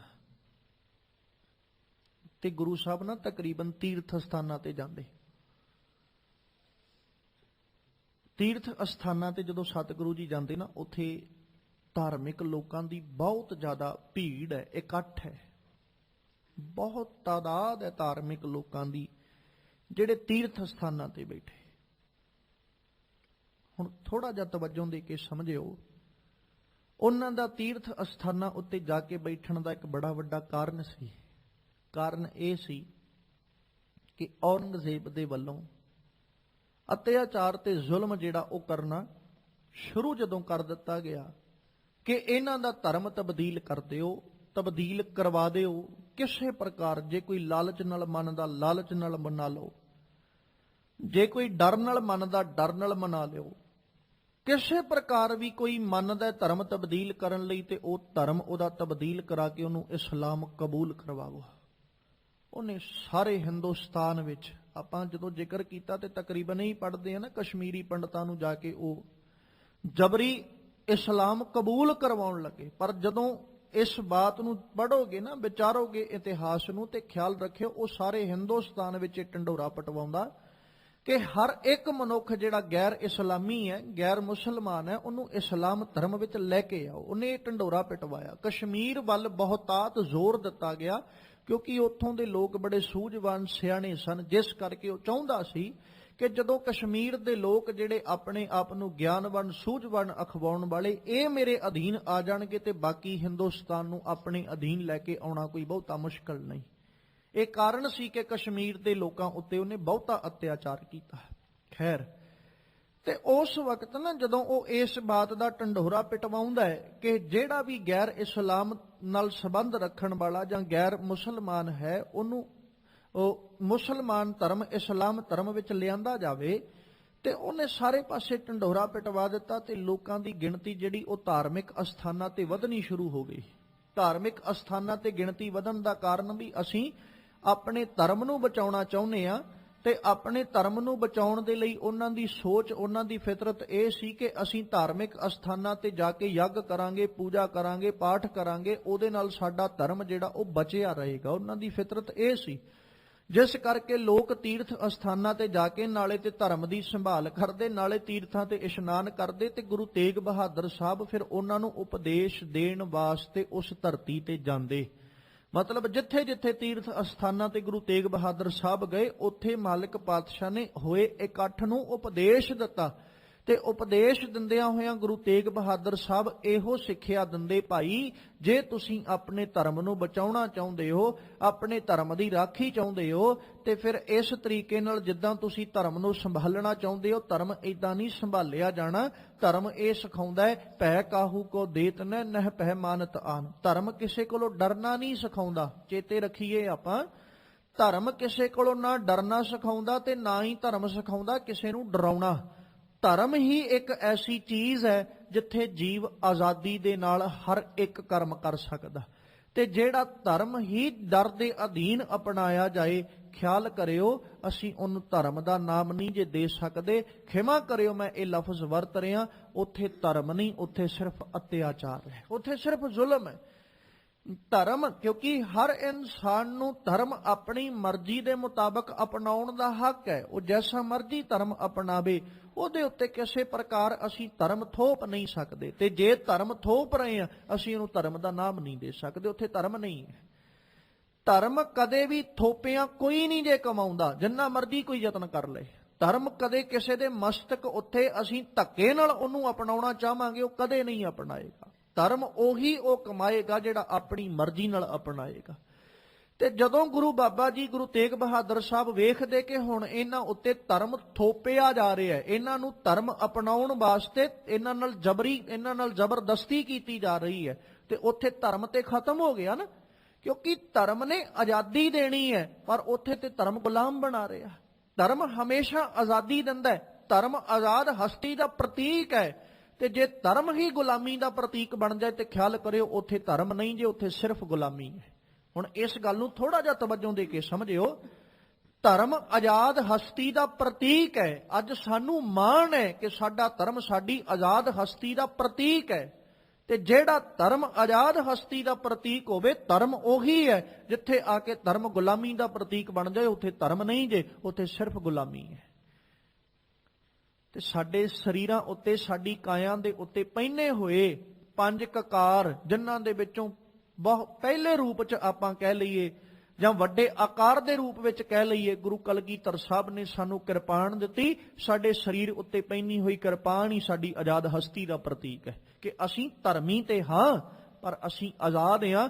ਅਸੀਂ ਕਿਸੇ ਦੇ ਗੁਲਾਮ ਨਹੀਂ ਹਾਂ, ਨਾ ਹੀ ਅਸੀਂ ਕਿਸੇ ਦੀ ਗੁਲਾਮੀ ਸਹਿਨੇ ਹਾਂ, ਨਾ ਹੀ ਅਸੀਂ ਕਿਸੇ ਨੂੰ ਕਦੇ ਗੁਲਾਮ ਬਣਾਉਣ ਦਾ ਯਤਨ ਕੀਤਾ, ਨਾ ਅਸੀਂ ਕਿਸੇ ਕੋਲੋਂ ਡਰਦੇ ਹਾਂ, ਤੇ ਨਾ ਹੀ ਅਸੀਂ ਕਦੇ ਕਿਸੇ ਨੂੰ ਡਰਾਉਣ ਦਾ ਯਤਨ ਕੀਤਾ।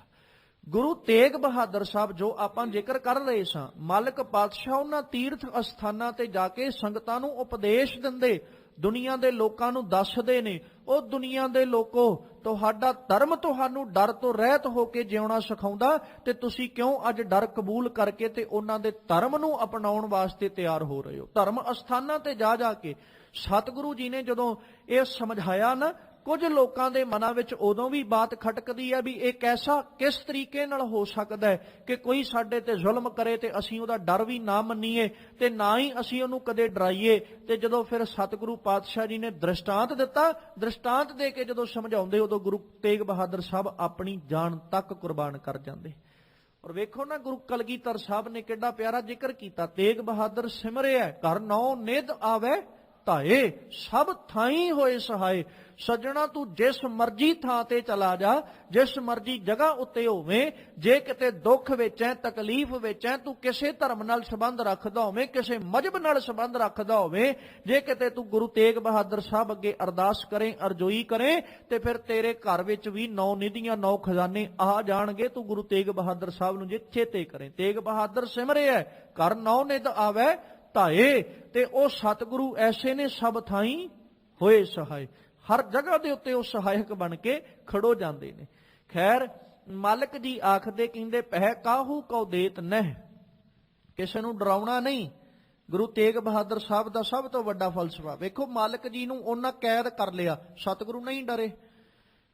ਤੇ ਜਦੋਂ ਗੁਰੂ ਤੇਗ ਬਹਾਦਰ ਸਾਹਿਬ ਨੂੰ ਕੈਦ ਕਰ ਲੈਂਦੇ ਨੇ, ਮਾਲਕ ਪਾਤਸ਼ਾਹ ਡਰਦੇ ਨਹੀਂ। ਉਹਨਾਂ ਬੜਾ ਯਤਨ ਕੀਤਾ ਡਰਾਉਣ ਦਾ, ਬੜੇ ਤਰੀਕੇ ਵਰਤੇ, ਉਹਨਾਂ ਬੜੇ ਢੰਗ ਵਰਤੇ ਗੁਰੂ ਤੇਗ ਬਹਾਦਰ ਸਾਹਿਬ ਨੂੰ ਡਰਾਉਣ ਦੇ। ਫਿਰ ਦੂਜੀ ਗੱਲ, ਸਤਿਗੁਰੂ ਪਾਤਸ਼ਾਹ ਦੇ ਸਾਹਮਣੇ ਖੜੋਤੇ ਸਿੱਖ ਇਹ ਗੱਲ ਕਹਿ ਦਿੰਦੇ ਨੇ, ਮਾਲਕ ਪਾਤਸ਼ਾਹ ਜੇ ਤੁਹਾਡੀ ਇਜਾਜ਼ਤ ਹੋਵੇ ਤੇ ਅਸੀਂ ਦਿੱਲੀ ਦੀ ਇੱਟ ਨਾਲ ਇੱਟ ਖੜਕਾ ਦਿੰਨੇ ਆ। ਤੇ ਮਾਲਕ ਪਾਤਸ਼ਾਹ ਨੇ ਉੱਥੇ ਡਰਾਉਣ ਤੋਂ ਵੀ ਇਨਕਾਰ ਕਰਤਾ, ਵੀ ਨਹੀਂ, ਡਰਾਉਣਾ ਵੀ ਨਹੀਂ, ਨਾ ਡਰਨਾ ਤੇ ਨਾ ਡਰਾਉਣਾ। ਔਰ ਉਹ ਤੋਂ ਬਾਅਦ ਖਿਆਲ ਰੱਖੋ, ਕੱਲਾ ਗੁਰੂ ਤੇਗ ਬਹਾਦਰ ਸਾਹਿਬ ਨੇ ਹੀ ਨਹੀਂ ਦ੍ਰਿਸ਼ਟਾਂਤ ਦਿੱਤਾ, ਜੇ ਉਸ ਤੋਂ ਬਾਅਦ ਚ ਗੁਰੂ ਕਲਗੀਧਰ ਸਾਹਿਬ ਗੁਰਤਾ ਗੱਦੀ ਤੇ ਬਿਰਾਜਮਾਨ ਹੁੰਦੇ ਨੇ, ਸੁਭਾਏਮਾਨ ਹੁੰਦੇ ਨੇ, ਤੇ ਮਲਕ ਪਾਤਸ਼ਾਹ ਹੱਥਾਂ ਵਿੱਚ ਸ਼ਸਤਰ ਫੜ ਕੇ, ਹੱਥਾਂ ਵਿੱਚ ਹਥਿਆਰ ਪਕੜ ਕੇ, ਹੱਥਾਂ ਵਿੱਚ ਸਾਹਿਬ ਪਾਤਸ਼ਾਹ ਜੀ ਸ਼ਸਤਰਾਂ ਨੂੰ ਲੈ ਕੇ ਔਰੰਗਜ਼ੇਬ ਨੂੰ ਮਾਰਨ ਵਾਸਤੇ ਨਹੀਂ ਤੁਰ ਪਏ ਕਿ ਔਰੰਗਜ਼ੇਬ ਤੂੰ ਮੇਰੇ ਪਿਤਾ ਨੂੰ ਮੌਤ ਦੇ ਘਾਟ ਉਤਾਰਿਆ, ਸ਼ਹਾਦਤ ਦੇ ਜਾਮ ਪਿਆਇਆ, ਅੱਜ ਮੈਂ ਤੇਰੀ ਮੌਤ ਤੇ, ਅੱਜ ਮੈਂ ਤੇਰੇ ਤੋਂ ਬਦਲਾ ਲੈਣ ਵਾਸਤੇ ਆਇਆ। ਇੱਕ ਵੀ ਇਤਿਹਾਸ ਦਾ ਪੰਨਾ ਇਹ ਨਹੀਂ ਜੇ ਕਹਿੰਦਾ ਕਿ ਗੁਰੂ ਕਲਗੀਧਰ ਸਾਹਿਬ ਬਦਲਾ ਲੈਣ ਗਏ ਹੋਣ। ਗੁਰੂ ਤੇਗ ਬਹਾਦਰ ਸਾਹਿਬ ਦੀ ਸ਼ਹਾਦਤ ਤੋਂ ਬਾਅਦ ਵਿੱਚ ਕੋਈ ਇਤਿਹਾਸ ਦਾ ਪੰਨਾ ਗਵਾਹੀ ਭਰਦਾ ਹੋਵੇ ਕਿ ਗੁਰੂ ਕਲਗੀਧਰ ਸਾਹਿਬ ਬਦਲਾ ਲੈਣ ਗਏ ਨੇ? ਨਹੀਂ, ਨਹੀਂ ਡਰਾਇਆ। ਨਹੀਂ ਤੇ ਤੁਸੀਂ ਆਪ ਸੋਚੋ ਕਿ ਗੁਰੂ ਕਲਗੀਧਰ ਸਾਹਿਬ ਕੁਝ ਕਰ ਨਹੀਂ ਸੀ ਸਕਦੇ? ਜਿਹੜੇ ਗੁਰੂ ਬਾਬਾ ਜੀ ਪੁੱਤਰਾਂ ਦੀ ਸ਼ਹਾਦਤ ਤੋਂ ਬਾਅਦ ਵਿੱਚ, ਪੁੱਤਰਾਂ ਦੀ ਸ਼ਹਾਦਤ ਨੂੰ ਆਪਣੀਆਂ ਅੱਖਾਂ ਨਾਲ ਵੇਖਣ ਤੋਂ ਬਾਅਦ ਵਿੱਚ, ਮੁਕਤਸਰ ਸਾਹਿਬ ਦੀ ਜੰਗ ਤੋਂ ਪਹਿਲਾਂ ਸਾਰੇ ਹਾਲਾਤਾਂ ਨੂੰ ਗੁਰੂ ਕਲਗੀਧਰ ਸਾਹਿਬ ਨੇ ਆਪਣੀਆਂ ਅੱਖਾਂ ਨਾਲ, ਆਪਣੇ ਨੇਤਰਾਂ ਨਾਲ ਨਿਹਾਰ ਲਿਆ। ਤੇ ਜੇ ਧੰਨ ਗੁਰੂ ਕਲਗੀਧਰ ਸਾਹਿਬ ਜ਼ਫਰਨਾਮਾ ਲਿਖਦੇ ਨੇ, ਜੇ ਲਿਖਦੇ ਆ ਗੁਰੂ ਕਲਗੀਧਰ ਸਾਹਿਬ ਰੱਬ ਤੇ ਭਰੋਸਾ ਰੱਖ ਕੇ ਔਰੰਗਜ਼ੇਬ ਨੂੰ ਇਹ ਕਹਿ ਸਕਦੇ, ਔਰੰਗਜ਼ੇਬ ਮੇਰੇ ਵੱਲ ਖੁਦਾ ਹੈ, ਤੇਰੇ ਕੋਲ ਤੇਰਾ ਲਸ਼ਕਰ ਹੈ। ਜੇ ਸਤਿਗੁਰੂ ਕਹਿ ਸਕਦੇ ਨੇ ਤੇ ਤੁਸੀਂ ਆਪ ਵਿਚਾਰੋ, ਜੇ ਗੁਰੂ ਕਲਗੀਧਰ ਸਾਹਿਬ ਚਾਹੁੰਦੇ ਤੇ ਕੀ ਔਰੰਗਜ਼ੇਬ ਦਾ ਉਸ ਤੋਂ ਪਹਿਲਾਂ ਨਾਸ਼ ਨਹੀਂ ਸੀ ਕਰ ਸਕਦੇ? ਖਤਮ ਹੋ ਜਾਂਦਾ ਔਰੰਗਜ਼ੇਬ। ਕੀ ਪਾਇਆ ਸੀ ਔਰੰਗਜ਼ੇਬ ਦੀ ਕਿ ਗੁਰੂ ਕਲਗੀਧਰ ਸਾਹਿਬ ਦੇ ਸਾਹਮਣੇ ਖੜੋ ਜਾਂਦਾ? ਜਿਹੜਾ ਔਰੰਗਜ਼ੇਬ ਗੁਰੂ ਕਲਗੀਧਰ ਸਾਹਿਬ ਵੱਲੋਂ ਲਿਖੀ ਹੋਈ ਚਿੱਠੀ, ਲਿਖੇ ਹੋਏ ਪੱਤਰ ਨੂੰ ਪੜ੍ਹ ਕੇ ਉਹਦਾ ਸੀਨਾ ਵਿੰਨਿਆ ਜਾਂਦਾ ਹੈ, ਜੇ ਕਿਤੇ ਗੁਰੂ ਕਲਗੀਧਰ ਸਾਹਿਬ ਦੇ ਸਾਹਮਣੇ ਖੜੋ ਜਾਂਦਾ ਤੇ ਔਰੰਗਜ਼ੇਬ ਸ਼ਾਇਦ ਤਾਰ-ਤਾਰ ਹੋ ਜਾਂਦਾ। ਗੁਰੂ ਕਲਗੀਧਰ ਸਾਹਿਬ ਦੇ ਆਪਣੀਆਂ ਅੱਖਾਂ ਦੇ ਨਾਲ ਜੇ ਕਿਤੇ ਦਰਸ਼ਨ ਕਰ ਲੈਂਦਾ, ਦੀਦਾਰ ਕਰ ਲੈਂਦਾ, ਤੇ ਔਰੰਗਜ਼ੇਬ ਗੁਰੂ ਕਲਗੀਧਰ ਸਾਹਿਬ ਦੇ ਸਾਹਮਣੇ ਹੀ ਤਾਰ-ਤਾਰ ਹੋ ਜਾਂਦਾ। ਜਿਹੜਾ ਪੱਤਰ ਪੜ੍ਹ ਕੇ, ਸਿਰਫ ਇੱਕ ਚਿੱਠੀ ਪੜ੍ਹ ਕੇ ਜਿਹਦਾ ਅੰਦਰ ਹਲੂਣਿਆ ਗਿਆ, ਅੰਦਰ ਝੰਜੋੜਿਆ ਗਿਆ, ਗੁਰੂ ਕਲਗੀਧਰ ਸਾਹਿਬ ਦੇ ਬੋਲ ਕੈਸੇ ਹੋਣਗੇ? ਤੇ ਜਿਹਦੇ ਬੋਲ ਅੰਦਰ ਝੰਜੋੜ ਕੇ ਰੱਖ ਦੇਣ, ਜਦੋਂ ਉਹਦੇ ਦਰਸ਼ਨ ਔਰੰਗਜ਼ੇਬ ਕਰਦਾ ਤੇ ਫਿਰ ਕੈਸਾ? ਜਿਹੜੇ ਬੋਲਾਂ 'ਚ ਇਹ ਹੀ ਲਿਖਿਆ ਨਾ, ਔਰੰਗਜ਼ੇਬ ਤੂੰ ਮੇਰੇ ਪੁੱਤਰ ਤੱਕ ਸ਼ਹੀਦ ਕਰ ਲਏ, ਔਰੰਗਜ਼ੇਬ ਤੂੰ ਮੇਰੇ ਪਿਤਾ ਤੱਕ ਨੂੰ ਸ਼ਹੀਦ ਕਰ ਲਿਆ, ਪਰ ਤੂੰ ਮੈਨੂੰ ਡੁਲਾ ਨਹੀਂ ਸਕਿਆ, ਮੈਨੂੰ ਝੁਕਾ ਨਹੀਂ ਸਕਿਆ। ਤੇ ਜਦੋਂ ਉਹ ਬੋਲਾਂ ਨੂੰ ਪੜ੍ਹ ਕੇ ਔਰੰਗਜ਼ੇਬ ਦਾ ਅੰਦਰ ਹਲੂਣਿਆ ਗਿਆ ਹੋਏਗਾ, ਤੇ ਜਦੋਂ ਕਿਤੇ ਉਹ ਗੁਰੂ ਕਲਗੀਧਰ ਸਾਹਿਬ ਦੇ ਸਾਹਮਣੇ ਸਾਰੇ ਹਾਲਾਤਾਂ ਨੂੰ ਹੰਡਾਉਂਦੇ ਆ, ਗੁਰੂ ਕਲਗੀਧਰ ਸਾਹਿਬ ਦੇ ਚਿਹਰੇ ਉੱਤੇ ਜਿਹੜੀ ਮੁਸਕਰਾਹਟ ਸੀ, ਜੇ ਕਿਤੇ ਔਰੰਗਜ਼ੇਬ ਵੇਖਦਾ ਤੇ ਕੀ ਔਰੰਗਜ਼ੇਬ ਤਾਰ-ਤਾਰ ਨਾ ਹੋ ਜਾਂਦਾ? ਪਰ ਸਤਿਗੁਰੂ ਜੀ ਨੇ ਜਿਹੜਾ ਸਿਧਾਂਤ ਬਖਸ਼ਿਸ਼ ਕੀਤਾ ਕਿ ਪਹਿ ਕਾਹੂ ਕਉ ਦੇਤ ਨਹਿ, ਨਹਿ ਪਹਿ ਮਾਨਤ ਆ, ਨਾ ਹੀ ਕਿਸੇ ਦੇ ਡਰ ਨੂੰ ਕਬੂਲਿਆ। ਇਹ ਨਹੀਂ ਵੀ ਜੇ ਔਰੰਗਜ਼ੇਬ ਨੇ ਸਤਿਗੁਰੂ ਉੱਤੇ ਅਤਿਆਚਾਰ ਕੀਤਾ ਤੇ ਮਲਕ ਪਾਤਸ਼ਾਹ ਦਾ ਡਰ ਮੰਨ ਕੇ ਕਹਿੰਦੇ ਵੀ ਕੋਈ ਗੱਲ ਨਹੀਂ ਭਾਈ, ਅਸੀਂ ਤੇਰਾ ਡਰ ਕਬੂਲਦੇ ਹਾਂ ਤੇ ਅਸੀਂ ਆਪਣਾ ਧਰਮ ਜਿਹੜਾ ਉਹਨੂੰ ਤਬਦੀਲ ਕਰਦੇ ਹਾਂ। ਗੁਰੂ ਤੇਗ ਬਹਾਦਰ ਸਾਹਿਬ ਨੇ ਧਰਮ ਤਬਦੀਲ ਕੀਤਾ।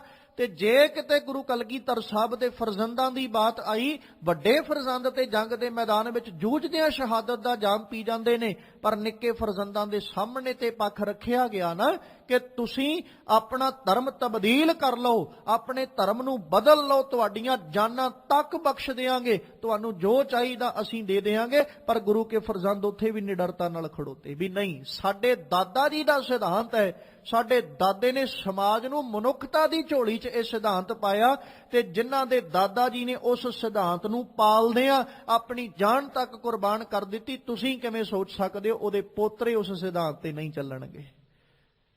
ਤੇ ਅੱਜ ਸੱਚਮੁੱਚ ਇਸ ਗੱਲ ਨੂੰ ਕਿਤੇ ਸਮਝ ਕੇ ਚੱਲੀਏ ਕਿ ਗੁਰੂ ਬਾਬਾ ਜੀ ਨੇ ਕਿੱਡਾ ਪਿਆਰਾ ਸਿਧਾਂਤ ਸਾਡੀ ਝੋਲੀ ਵਿੱਚ ਪਾਇਆ ਕਿ ਨਾ ਅਸੀਂ ਕਿਸੇ ਕੋਲੋਂ ਡਰਦੇ ਹਾਂ ਤੇ ਨਾ ਡਰਾਉਂਦੇ ਹਾਂ। ਜੇ ਸਾਡੇ ਮਨ ਵਿੱਚ ਵੈਰ ਹੁੰਦਾ ਤੇ ਫਿਰ ਜੰਗ ਕਰਦੇ ਹਾਂ, ਜੰਗ ਦੇ ਸ਼ਾਮ ਨੂੰ ਜਦੋਂ ਸਮਾਪਤੀ ਦਾ ਬਿਗਲ ਵੱਜਦਾ ਹੈ, ਲੰਗਰ ਪ੍ਰਸ਼ਾਦਾ ਤਿਆਰ ਹੋਣ ਤੋਂ ਬਾਅਦ ਨਗਾਰਿਆਂ ਤੇ ਚੋਟ ਮਾਰ ਕੇ ਅਸੀਂ ਇਹ ਨਹੀਂ ਸੀ ਕਹਿੰਦੇ ਕਿ ਭਾਈ ਆ ਜਾਓ, ਜੇ ਕਿਸੇ ਨੂੰ ਪ੍ਰਸ਼ਾਦੇ ਦੀ ਲੋੜ ਹੋਵੇ ਤੇ ਬਹਿ ਕੇ ਇੱਥੇ ਪੰਗਤ ਵਿੱਚ ਪ੍ਰਸ਼ਾਦਾ ਛਕ ਲਓ।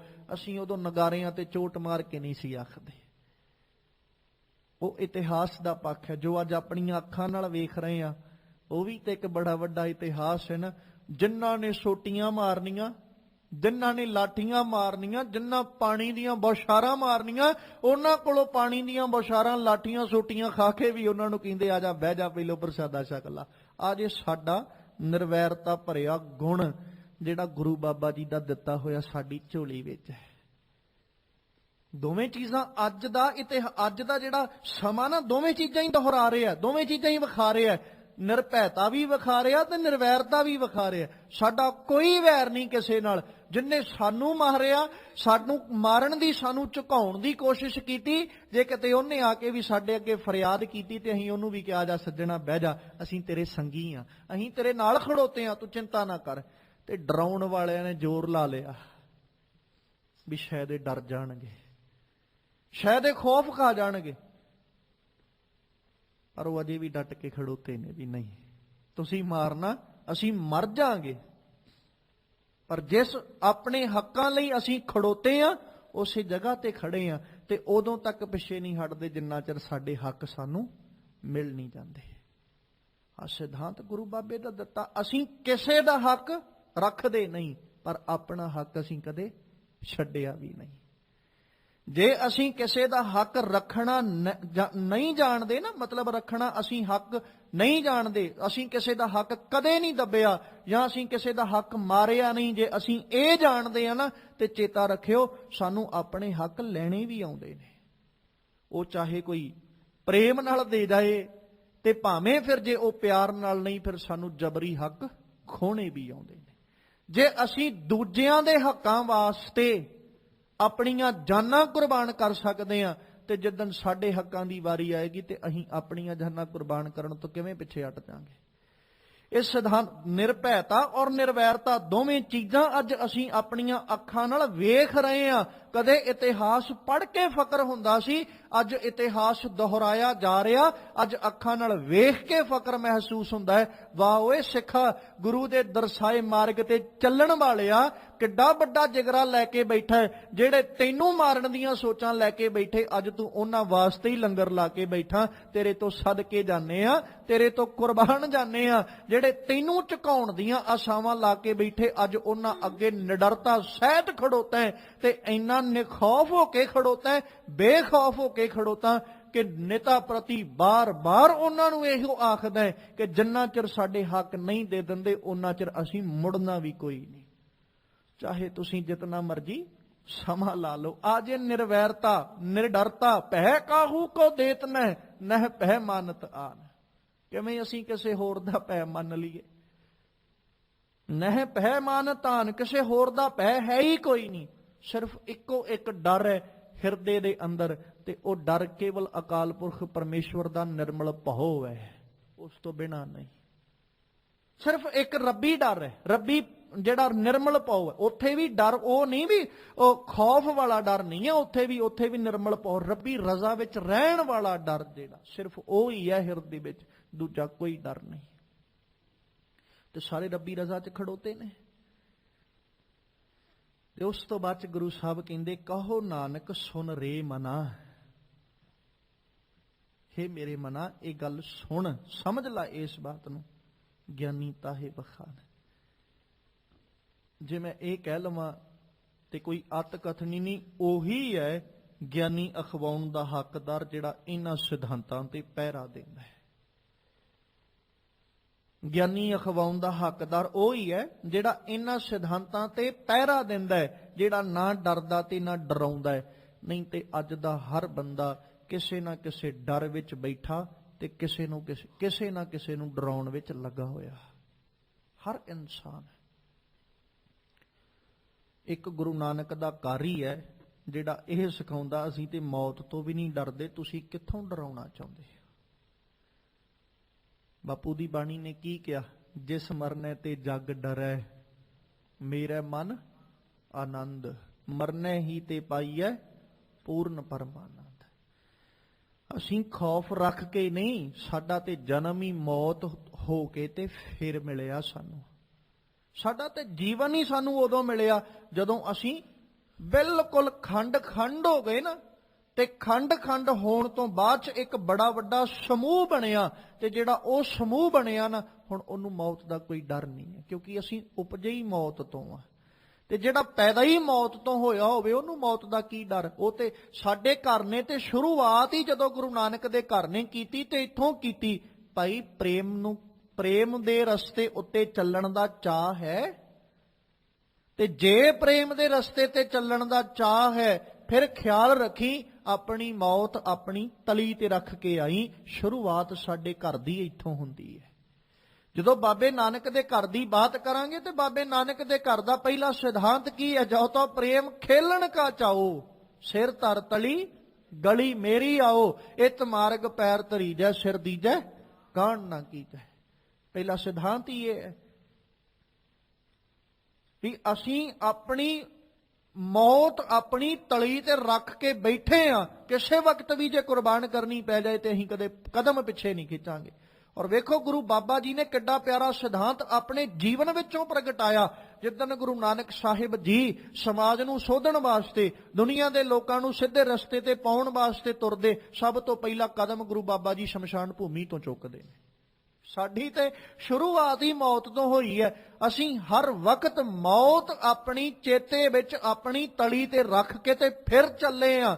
ਤੇ ਜਿਹੜਾ ਮੌਤ ਆਪਣੀ ਤਲੀ ਤੇ ਰੱਖ ਕੇ ਤੁਰਿਆ, ਉਹਨੂੰ ਮਾਰਨ ਵਾਲੇ ਮਰ ਗਏ, ਉਹਨੂੰ ਡਰਾਉਣ ਵਾਲੇ ਮਰ ਗਏ, ਉਹਨੂੰ ਹਰ ਪ੍ਰਕਾਰ ਝੁਕਾਉਣ ਵਾਲੇ ਮਰ ਗਏ। ਨਾ ਅੱਜ ਤੱਕ ਉਹਨੂੰ ਡਰਾ ਸਕਿਆ, ਨਾ ਉਹਨੂੰ ਕੋਈ ਝੁਕਾ ਸਕਿਆ। ਉਹਨੂੰ ਡਰਾਉਣ ਵਾਲੇ ਝੁਕਾਉਣ ਵਾਲੇ ਹੈਰਾਨ ਤੱਕ ਰਹਿ ਗਏ, ਕਿਉਂਕਿ ਜਿਨ੍ਹਾਂ ਨੂੰ ਡਰਾਉਣਾ ਝੁਕਾਉਣਾ ਤੇ ਮਾਰਨਾ ਚਾਹੁੰਦੇ ਸੀ ਉਹ ਮਰਦੇ ਵੀ ਕਹੀ ਜਾਂਦੇ, ਮੰਨੂ ਸਾਡੀ ਦਾਤਰੀ ਅਸੀਂ ਮੰਨੂ ਦੇ ਸੋਏ, ਜਿਉਂ-ਜਿਉਂ ਮੰਨੂ ਵੱਢਦਾ ਅਸੀਂ ਦੂਣ ਸਵਾਏ ਹੋਏ। ਤੇ ਕੋਈ ਕਿਵੇਂ ਝੁਕਾ ਜਾਂਦਾ, ਕੋਈ ਕਿਵੇਂ ਡਰਾ ਜਾਂਦਾ, ਤੇ ਕੋਈ ਕਿਵੇਂ ਮੁਕਾ ਜਾਂਦਾ।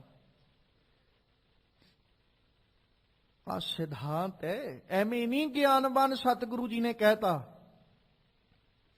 ਕਹੋ ਨਾਨਕ ਸੁਨ ਰੇ ਮਨਾ, ਗਿਆਨੀ ਤਾਹੇ ਬਖਾਨ। ਉਹਨੂੰ ਗਿਆਨੀ ਕਹਿ ਜਿਹੜਾ ਆ ਤੇਰੇ ਜੀਵਨ ਦੇ ਅੰਦਰ ਗੁਣ ਅਪਣਾ ਕੇ ਬੈਠਾ। ਤੇ ਖਿਆਲ ਰੱਖੀਏ ਅਸੀਂ ਕਿਸੇ ਹੋਰ ਕੋਲੋਂ ਕੋਈ ਡਰੇ ਭਾਵੇਂ ਨਾ ਡਰੇ, ਪਰ ਮੌਤ ਤੋਂ ਡਰ ਸਭਨਾਂ ਨੂੰ ਲੱਗਦਾ। ਮੌਤ ਤੋਂ ਸਾਰੇ ਹੀ ਡਰਦੇ ਨੇ। ਹਰ ਬੰਦਾ ਮੌਤ ਨੂੰ ਵੇਖ ਕੇ ਘਬਰਾ ਜਾਂਦਾ, ਹਰ ਬੰਦਾ ਮੌਤ ਵੇਖ ਕੇ ਕਦਮ ਪਿੱਛੇ ਖਿੱਚ ਜਾਂਦਾ ਹੈ। ਪਰ ਸਾਡੇ ਘਰ ਦਾ ਸਿਧਾਂਤ ਹੈ, ਮੌਤ ਵੇਖ ਕੇ ਸਾਨੂੰ ਚਾਅ ਚੜ ਜਾਂਦਾ ਵੀ ਸਾਡੇ ਸਾਹਮਣੇ ਮੌਤ ਖੜੀ ਹੈ। ਨਿਡਰਤਾ ਨਿਰਭੈਤਾ ਹੀ ਹੈ ਨਾ ਇਹ। ਮੌਤ ਨੂੰ ਵੇਖ ਕੇ ਉਤਸ਼ਾਹਤ ਹੋ ਜਾਣਾ ਨਿਡਰਤਾ ਦਾ ਪ੍ਰਤੀਕ ਹੈ। ਮੌਤ ਵੇਖ ਕੇ ਕਿਸੇ ਪ੍ਰਕਾਰ ਕਹਿ ਲਈਏ ਆਪੇ ਤੋਂ ਬਾਹਰ ਹੋ ਜਾਣਾ ਨਹੀਂ, ਆਪੇ ਵਿੱਚ ਰਹਿ ਕੇ ਫਿਰ ਵੀ ਮੌਤ ਨੂੰ ਪ੍ਰਵਾਨ ਕਰ ਲੈਣਾ, ਆਪਣੇ ਵਿੱਚ ਰਹਿੰਦਿਆਂ ਮੌਤ ਨੂੰ ਗਲ ਨਾਲ ਲਾ ਲੈਣਾ ਨਿਡਰਤਾ ਦਾ ਪ੍ਰਤੀਕ ਜੇ। ਨਹੀਂ ਤੇ ਮੌਤ ਵੇਖ ਕੇ ਇਨਸਾਨ ਆਪਾ ਗਵਾ ਬੈਠਦਾ। ਕਦੇ ਗੁਰੂ ਅਰਜਨ ਸਾਹਿਬ ਜੀ ਦੇ ਆਪਾਂ ਸ਼ਹੀਦੀ ਜਦੋਂ ਪੜ੍ਹਦੇ ਆ ਜਾਂ ਚੇਤੇ ਕਰਦੇ ਆ, ਉਹਨਾਂ ਨੂੰ ਯਾਦ ਕਰਦੇ ਆ, ਤੇ ਮੌਤ ਸਾਹਮਣੇ ਹੈ, ਸਰੀਰਕ ਮੌਤ ਸਾਹਮਣੇ ਹੈ। ਪਰ ਕਿੱਡਾ ਜ਼ਿਆਦਾ ਗੁਰੂ ਸਾਹਿਬ ਆਪੇ ਵਿੱਚ ਬੈਠੇ।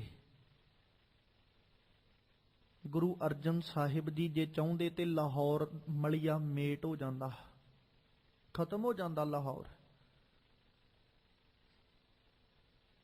ਤੇ ਕਹਿ ਸਕਦੇ ਹਾਂ ਕਿ ਸ਼ਾਇਦ ਲਾਹੌਰ ਦੀ ਧਰਤੀ ਦਾ ਕੁਝ ਵੀ ਨਾ ਬਚਦਾ ਜੇ ਗੁਰੂ ਅਰਜਨ ਸਾਹਿਬ ਜੀ ਆਪੇ ਵਿੱਚ ਨਾ ਰਹਿੰਦੇ। ਸਤਿਗੁਰੂ ਤਤੀ ਤਵੀ ਤੇ ਬੈਠੇ ਨੇ, ਕਿੱਡੇ ਆਨੰਦ ਵਿੱਚ ਤੇ ਕਿੱਡੇ ਸ਼ਾਂਤਮਈ ਢੰਗ ਨਾਲ ਬੈਠੇ ਨੇ। ਸਾਹਮਣੇ ਖੜੋਤਾ ਸਾਈਂ ਮੀਆਂ ਮੀਰ ਕਹਿ ਰਿਹਾ, ਉਹ ਤਪ ਉੱਠਿਆ। ਉਹ ਵੇਖ ਕੇ ਗੁਰੂ ਅਰਜਨ ਸਾਹਿਬ ਨੂੰ ਉਹਦਾ ਹਿਰਦਾ ਤਪ ਉੱਠਿਆ, ਜਿਹੜਾ ਸਤਿਗੁਰੂ ਨੂੰ ਕਹਿ ਰਿਹਾ, ਮਾਲਕਾ ਇੱਕ ਵਾਰੀ ਹੁਕਮ ਕਰਦੇ, ਕਿਤੇ ਲਾਹੌਰ ਦੀ ਇੱਟ ਨਾਲ ਇੱਟ ਖੜਕਾ ਦਿਆਂਗਾ। ਪਰ ਸਤਿਗੁਰੂ ਨੇ ਉੱਥੇ ਕੋਈ ਕਿਸੇ ਪ੍ਰਕਾਰ ਦਾ ਵੈਸਾ ਹੁਕਮ ਜਾਂ ਵੈਸਾ ਕੋਈ ਬੋਲ ਜਾਂ ਵੈਸਾ ਕੋਈ ਕਰਮ ਜਿਹੜਾ ਉਹ ਹਰ ਕਰਨ ਤੋਂ ਇਨਕਾਰ ਕਰਤਾ ਵੀ ਨਹੀਂ। ਸਾਈਂ ਮੀਆਂ ਮੀਰ ਨੂੰ ਵੀ ਗੁਰੂ ਸਾਹਿਬ ਰੋਕ ਦਿੰਦੇ। ਨਹੀਂ ਤੇ ਜੇ ਮਾਲਕ, ਕਿਉਂਕਿ ਅਸੀਂ ਇਹ ਕਹਿ ਸਕਦੇ ਜੀ ਗੁਰੂ ਅਰਜਨ ਸਾਹਿਬ ਜੀ ਗੁਰੂ ਨਾਨਕ ਦਾ ਘਰ ਕਰਾਮਾਤ ਦੇ ਖਿਲਾਫ ਹੈ, ਪਰ ਇਸਲਾਮ ਧਰਮ ਤੇ ਕਰਾਮਾਤ ਨੂੰ ਮੰਨਦਾ ਹੈ ਨਾ। ਤੇ ਜੇ ਸਾਈਂ ਮੀਆਂ ਮੀਰ ਨੂੰ ਸਤਿਗੁਰੂ ਕਹਿ ਦਿੰਦੇ ਤੇ ਉਹ ਲਾਹੌਰ ਦੀ ਇੱਟ ਨਾਲ ਇੱਟ ਖੜਕਾ ਦਿੰਦਾ ਤੇ ਗੁਰੂ ਅਰਜਨ ਸਾਹਿਬ ਨੂੰ ਕੋਈ ਕੁਝ ਨਹੀਂ ਸੀ ਕਰ ਸਕਦਾ। ਪਰ ਮਾਲਕ ਨੇ ਉਦੋਂ ਵੀ ਨਾ ਡਰ ਮੰਨਿਆ ਤੇ ਨਾ ਕਿਸੇ ਨੂੰ ਡਰਾਇਆ। ਗਿਆਨੀ ਤਾਹੇ ਬਖਾਨ ਆ ਜੇ ਸਾਡੇ ਘਰ ਦਾ ਅਸਲ ਵਿੱਚ ਜੋ ਸਿਧਾਂਤ ਸਤਿਗੁਰੂ ਜੀ ਸਾਨੂੰ ਦਿੰਦੇ ਨੇ। ਤੇ ਗੁਰੂ ਤੇਗ ਬਹਾਦਰ ਸਾਹਿਬ, ਹਰ ਗੁਰੂ ਸਾਹਿਬ ਦਾ ਜੀਵਨ ਪੜ੍ਹ ਕੇ ਵੇਖੋ, ਹਰ ਗੁਰੂ ਸਾਹਿਬ ਦੇ ਜੀਵਨ ਵਿੱਚੋਂ ਆ ਦੋਵੇਂ ਗੁਣ ਨਜ਼ਰ ਆਉਣਗੇ। ਕੱਲਾ ਗੁਰੂ ਸਾਹਿਬਾਨਾਂ ਦੇ ਜੀਵਨ ਵਿੱਚੋਂ ਨਹੀਂ, ਸਿੱਖਾਂ ਦੇ ਜੀਵਨ ਵਿੱਚੋਂ ਵੀ ਇਹ ਗੁਣ ਨਜ਼ਰ ਆਉਣਗੇ। ਨਾ ਕਿਸੇ ਨੂੰ ਡਰਾਇਆ ਤੇ ਨਾ ਕਿਸੇ ਕੋਲੋਂ ਡਰ ਉਹਨਾਂ ਕਬੂਲਿਆ। ਇਸੇ ਸਿਧਾਂਤ ਨੂੰ ਅੱਜ ਗੁਰੂ ਤੇਗ ਬਹਾਦਰ ਸਾਹਿਬ ਜੀ ਇਸ 16ਵੇਂ ਸ਼ਲੋਕ ਦੇ ਅੰਦਰ ਪ੍ਰਗਟ ਕਰ ਰਹੇ ਕਿ ਭਾਈ ਸਮਾਜ ਵਿੱਚ ਰਹਿੰਦੇ ਆ ਅਸੀਂ, ਹਰ ਇੱਕ ਕਰਮ ਜਿਹੜਾ ਉਹ ਕਰਦੇ ਆ, ਹਰ ਕਰਮ ਕਮਾਉਂਦੇ ਆ। ਬਸ ਇੰਨਾ ਖਿਆਲ ਰੱਖੀਏ ਹਮੇਸ਼ਾ ਡਰ ਉਹਦੇ ਹਿਰਦੇ ਵਿੱਚ ਹੀ ਉਪਜੇਗਾ ਜਿਹੜਾ ਪਾਪ ਕਮਾਵੇਗਾ। ਤੇ ਜਿਹੜਾ ਪਾਪ ਕਮਾਉਣ ਵਾਲਾ ਉਹ ਸਦਾ ਹੀ ਡਰ ਕੇ ਜ਼ਿੰਦਗੀ ਜਿਉਂਦਾ ਹੈ ਤੇ ਜਿਹੜਾ ਪਾਪਾਂ ਤੋਂ ਰਹਿਤ ਰਹਿਣ ਵਾਲਾ ਉਹ ਕਦੇ ਡਰ ਕੇ ਜ਼ਿੰਦਗੀ ਨਹੀਂ ਜੇ ਜਿਉਂਦਾ। ਸ਼ਾਇਦ ਇਹੋ ਕਾਰਨ ਹੈ ਕਿ ਸਿੱਖਾਂ ਦੀ ਜ਼ਿੰਦਗੀ ਵਿੱਚ ਕਿਸੇ ਪ੍ਰਕਾਰ ਦਾ ਵੀ ਡਰ ਨਹੀਂ ਸੀ, ਕਿਉਂਕਿ ਉਹਨਾਂ ਕਦੇ ਪਾਪ ਨਹੀਂ ਸੀ ਕਮਾਇਆ। ਤੇ ਮਾਲਕ ਜੀ ਦੀ ਬਾਣੀ ਨੇ ਇਸ ਗੱਲ ਦੀ ਪ੍ਰੋੜਤਾ ਕੀਤੀ, ਸੋ ਡਰੈ ਜੇ ਪਾਪ ਕਮਾਵਦਾ ਧਰਮੀ ਵਿਗਸੇਤ। ਧਰਮੀ ਹਮੇਸ਼ਾ ਖਿੜਾਓ ਵਿੱਚ ਰਿਹਾ, ਡਰ ਅੰਦਰ ਪੀਲਾ ਉਹੀ ਪਿਆ ਜਿਹੜਾ ਪਾਪ ਕਰਨ ਵਾਲਾ ਤੇ ਜਿਹੜਾ ਕਹਿ ਲਈਏ ਭੈੜੇ ਕਰਮ ਕਮਾਉਣ ਵਾਲਾ ਹਮੇਸ਼ਾ ਡਰ ਦੇ ਅਧੀਨ ਉਹ ਰਿਹਾ। ਤੇ ਜਿਹੜਾ ਚੰਗੇ ਕਰਮ ਕਮਾਉਣ ਵਾਲਾ, ਧਰਮ ਕਮਾਉਣ ਵਾਲਾ, ਉਹ ਕਦੇ ਡਰਿਆ ਨਹੀਂ ਜੇ। ਇਹੋ ਕਾਰਨ ਹੈ ਗੁਰੂ ਤੇਗ ਬਹਾਦਰ ਸਾਹਿਬ ਜਾਣਦੇ ਨੇ ਕਿ ਮੈਂ ਧਰਮ ਕਮਾਉਣ ਲੱਗਿਆ ਤੇ ਫਿਰ ਡਰ ਕਾਹਦਾ। ਤੇ ਸਤਿਗੁਰੂ ਜੀ ਦੀ ਪ੍ਰਤੀ ਫਿਰ ਗੁਰੂ ਕਲਗੀਧਰ ਸਾਹਿਬ ਕਹਿੰਦੇ ਨਾ, ਤਿਲਕ ਜੰਜੂ ਰਾਖਾ ਪ੍ਰਭ ਤਾਕਾ ਕੀਨੋ ਬੜੋ ਕਲੂ ਮੈਂ ਸਾਕਾ। ਧਰਮ ਹੇਤ ਸਾਕਾ ਜਿਨ ਕੀਆ ਸੀਸ ਦੀਆ ਪਰ ਸਿਰ ਨਾ ਦੀਆ। ਸਤਿਗੁਰੂ ਪਾਤਸ਼ਾਹ ਦਾ ਜੀਵਨ ਹੈ। ਤੇਗ ਬਹਾਦਰ ਸੀ ਕਿਰਿਆ ਕਰੀ ਨਾ ਕਿਨਹੂ ਆਨ। ਕੋਈ ਕਿਸੇ ਪ੍ਰਕਾਰ ਵੀ ਨਹੀਂ ਝੁਕਾ ਸਕਿਆ, ਕਿਸੇ ਪ੍ਰਕਾਰ ਵੀ ਕੋਈ ਡੁਲਾ ਨਹੀਂ ਸਕਿਆ। ਹਰ ਪ੍ਰਕਾਰ ਤੇਗ ਬਹਾਦਰ ਬੋਲਿਆ, ਧਰ ਪਈਐ ਧਰਮ ਨਾ ਛੋੜੀਐ। ਬਾਹ ਜਿਨ੍ਹਾਂ ਦੀ ਪਕੜੀ ਹੈ ਸਿਰ ਦੀਜੈ ਬਾਹ ਨਾ ਛੋੜੀਐ। ਤੇ ਕਿੱਡਾ ਭਰੋਸਾ ਲੈ ਕੇ ਉਹ ਆਏ ਹੋਣਗੇ ਕਸ਼ਮੀਰੀ ਪੰਡਤ ਜਿਹੜੇ ਗੁਰੂ ਤੇਗ ਬਹਾਦਰ ਸਾਹਿਬ ਦੇ ਦਰ ਤੇ ਆਏ ਤੇ ਜਿਨ੍ਹਾਂ ਨੂੰ ਸਤਿਗੁਰੂ ਇਹ ਕਹਿ ਰਹੇ ਨੇ ਕਿ ਭਾਈ ਔਰੰਗਜ਼ੇਬ ਨੂੰ ਜਾ ਕੇ ਕਹਿ ਦਿਓ ਕਿ ਸਾਨੂੰ ਪਾਲਣ ਵਾਲੇ, ਸਾਨੂੰ ਸੰਭਾਲਣ ਵਾਲੇ ਸਾਡੇ ਗੁਰੂ ਤੇਗ ਬਹਾਦਰ ਸਾਹਿਬ ਨੇ, ਤੁਸੀਂ ਉਹਨਾਂ ਦਾ ਧਰਮ ਤਬਦੀਲ ਕਰਾ ਦਿਓ, ਅਸੀਂ ਆਪਣਾ ਧਰਮ ਆਪੇ ਬਦਲ ਲਾਂਗੇ। ਤੇ ਉਹਨਾਂ ਕਿੱਡੀ ਦ੍ਰਿੜਤਾ ਤੇ ਕਿੱਡੇ ਭਰੋਸੇ ਨਾਲ ਜਾ ਕੇ ਕਿਹਾ ਹੋਣਾ ਔਰੰਗਜ਼ੇਬ ਨੂੰ। ਤੇ ਉਹਨਾਂ ਨੂੰ ਕਿੰਨਾ ਮਨ ਵਿੱਚ ਭਰੋਸਾ ਹੋਏਗਾ ਕਿ ਗੁਰੂ ਤੇਗ ਬਹਾਦਰ ਸਾਹਿਬ ਧਰਮ ਨਹੀਂ ਬਦਲਣਗੇ। ਤਾਂ ਹੀ ਤੇ ਐਡੇ ਭਰੋਸੇ ਨਾਲ ਜਾ ਕੇ ਕਹਿਤਾ ਨਾ। ਜੇ ਮੰਨ ਲਓ, ਕਿਤੇ ਬੈਠ ਕੇ ਵਿਚਾਰੋ ਵੀ ਗੁਰੂ ਤੇਗ ਬਹਾਦਰ ਸਾਹਿਬ ਉਹਨਾਂ ਨੂੰ ਕਹਿ ਰਹੇ ਕਿ ਜਾ ਕੇ ਔਰੰਗਜ਼ੇਬ ਨੂੰ ਕਹਿ ਦਿਓ ਭਾਈ ਜੇ ਗੁਰੂ ਤੇਗ ਬਹਾਦਰ ਸਾਹਿਬ ਧਰਮ ਬਦਲ ਲੈਣ, ਅਸੀਂ ਆਪੇ ਧਰਮ ਕਬੂਲ ਲਾਂਗੇ। ਤੇ ਗੁਰੂ ਤੇਗ ਬਹਾਦਰ ਸਾਹਿਬ ਧਰਮ ਬਦਲ ਲੈਂਦੇ। ਜੇ ਬਦਲ ਲੈਂਦੇ ਗੁਰੂ ਤੇਗ ਬਹਾਦਰ ਸਾਹਿਬ ਧਰਮ, ਤੇ ਉਹਨਾਂ ਦਾ ਭਰੋਸਾ ਕਿਸ ਪਾਸੇ ਜਾਂਦਾ। ਕਿੱਡਾ ਭਰੋਸਾ ਉਹਨਾਂ ਨੂੰ ਹੋਏਗਾ ਜਿਨ੍ਹਾਂ ਨੂੰ ਕਿਰਪਾ ਰਾਮ ਜੀ ਲੈ ਕੇ ਆ ਰਹੇ ਨੇ ਕਿ ਮੈਂ ਜਿਸ ਦਰ ਤੇ ਜਾਣਾ ਹੈ ਨਾ, ਅੱਜ ਤੁਹਾਨੂੰ ਉਸ ਦਰ ਤੇ ਲੈ ਕੇ ਚੱਲਿਆ, ਕਿਉਂਕਿ ਤੁਹਾਡੀ ਕਿਸੇ ਬਾਹ ਨਹੀਂ ਪਕੜੀ। ਤੇ ਜਿਸ ਦਰ ਤੇ ਮੈਂ ਲੈ ਕੇ ਚੱਲਿਆ ਉਹ ਜੇ ਬਾਹ ਪਕੜ ਲਈ ਨਾ, ਤੇ ਫਿਰ ਦੁਨੀਆ ਦਾ ਕੋਈ ਐਸਾ ਬਲ, ਐਸੀ ਤਾਕਤ ਨਹੀਂ ਜਿਹੜਾ ਉਸ ਦਰ ਤੋਂ ਬਾਹ ਛਡਵਾ ਸਕਦਾ ਹੋਵੇ। ਕਿੱਡਾ ਭਰੋਸਾ ਕਿਰਪਾ ਰਾਮ ਜੀ ਨੂੰ, ਗੁਰੂ ਨਾਨਕ ਦੇ ਸਿੱਖ ਨੂੰ, ਗੁਰੂ ਨਾਨਕ ਦੀ ਸਿੱਖੀ ਕਮਾਉਣ ਵਾਲੇ ਨੂੰ। ਤੇ ਕਿੱਡੇ ਭਰੋਸੇ ਨਾਲ ਉਹਨਾਂ ਦੇ ਨਾਲ ਚੱਲ ਕੇ ਆਏ ਸਾਰੇ ਕਸ਼ਮੀਰੀ ਪੰਡਤ, ਕਿੰਨਾ ਭਰੋਸਾ ਲੈ ਕੇ ਆਏ ਹੋਣਗੇ ਗੁਰੂ ਤੇਗ ਬਹਾਦਰ ਸਾਹਿਬ ਦੇ ਦਰ ਤੇ। ਤੇ ਮਾਲਕ ਜੀ ਨੇ ਆਪਣੀ ਸ਼ਹੀਦੀ ਦੇ ਕੇ ਇਹ ਪ੍ਰਗਟਾਇਆ ਕਿ ਸੱਚਮੁੱਚ ਜੇ ਗੁਰੂ ਨਾਨਕ ਦੇ ਘਰ ਚੋਂ ਆਵਾਜ਼ ਆਉਂਦੀ ਹੈ ਨਾ, ਪੈ ਕਾਹੂ ਕੋ ਦੇਤ ਨਹਿ ਪੈਮਾਨਤ ਆਨ। ਤੇ ਅਸੀਂ ਕਦੇ ਨਾ ਕਿਸੇ ਕੋਲੋਂ ਡਰੇ ਹਾਂ, ਅਸੀਂ ਪ੍ਰੈਕਟੀਕਲ ਕਰਕੇ ਵੀ ਵਿਖਾਇਆ। ਅਸੀਂ ਨਾ ਡਰਦੇ ਹਾਂ ਤੇ ਨਾ ਡਰਾਉਂਦੇ ਹਾਂ। ਗੁਰੂ ਕਿਰਪਾ ਕਰੇ ਕਿਤੇ ਸਾਡੇ ਸਭਨਾਂ ਦੇ ਸਿਰਾਂ ਉੱਤੇ ਮਾਲਕ ਪਾਤਸ਼ਾਹ ਆਪ ਆਪਣਾ ਬਖਸ਼ਿਸ਼ ਭਰਿਆ ਰਹਿਮਤ ਭਰਿਆ ਸਤਿਗੁਰੂ ਜੀ ਹੱਥ ਰੱਖਣ। ਕਿਤੇ ਮਾਲਕ ਜੀ ਦੀ ਬਖਸ਼ਿਸ਼ ਸਦਕਾ ਅਕਾਲ ਪੁਰਖ ਪਰਮੇਸ਼ਵਰ ਦੇ ਡਰ ਅੰਦਰ ਰਹਿੰਦਿਆਂ ਹੋਇਆਂ, ਨਿਰਮਲ ਭਉ ਵਿੱਚ ਰਹਿੰਦਿਆਂ ਅਸੀਂ ਵੀ ਸਾਰੇ ਸੰਸਾਰਕ ਭੈ, ਸਾਰੇ ਸੰਸਾਰਕ ਡਰ ਆਪਣੀ ਜ਼ਿੰਦਗੀ ਦੇ ਵਿੱਚੋਂ ਵਿਸਾਰ ਦਈਏ ਤੇ ਉਸ ਅਕਾਲ ਪੁਰਖ ਪਰਮੇਸ਼ਵਰ ਤੋਂ ਸਦਾ ਅਸੀਂ ਵਾਰਨੇ ਤੇ ਕੁਰਬਾਨ ਜਾਂਦੇ ਰਹੀਏ। ਗੁਰ ਕੋ ਬਲ ਬਲ ਜਾਈਐ, ਐਸੇ ਗੁਰ ਕੋ ਬਲ ਬਲ ਜਾਈਐ। ਗੁਰ ਕੋ ਬਲ ਬਲ ਜਾਈਐ, ਐਸੇ ਗੁਰ ਕੋ ਬਲ ਬਲ ਜਾਈਐ।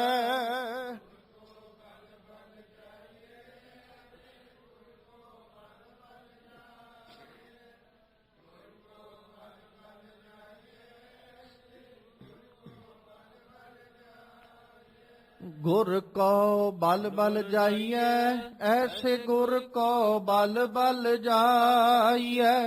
ਗੁਰ ਕੋ ਬਲ ਬਲ ਜਾਈਐ, ਐਸੇ ਗੁਰ ਕੋ ਬਲ ਬਲ ਜਾਈਐ।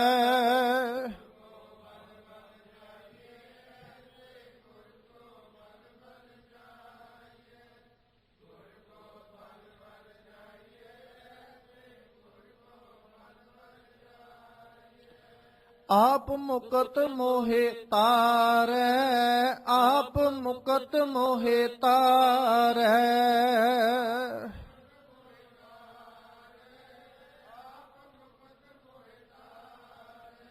ਆਪ ਮੁਕਤ ਮੋਹਿ ਤਾਰੈ, ਆਪ ਮੁਕਤ ਮੋਹਿ ਤਾਰੈ।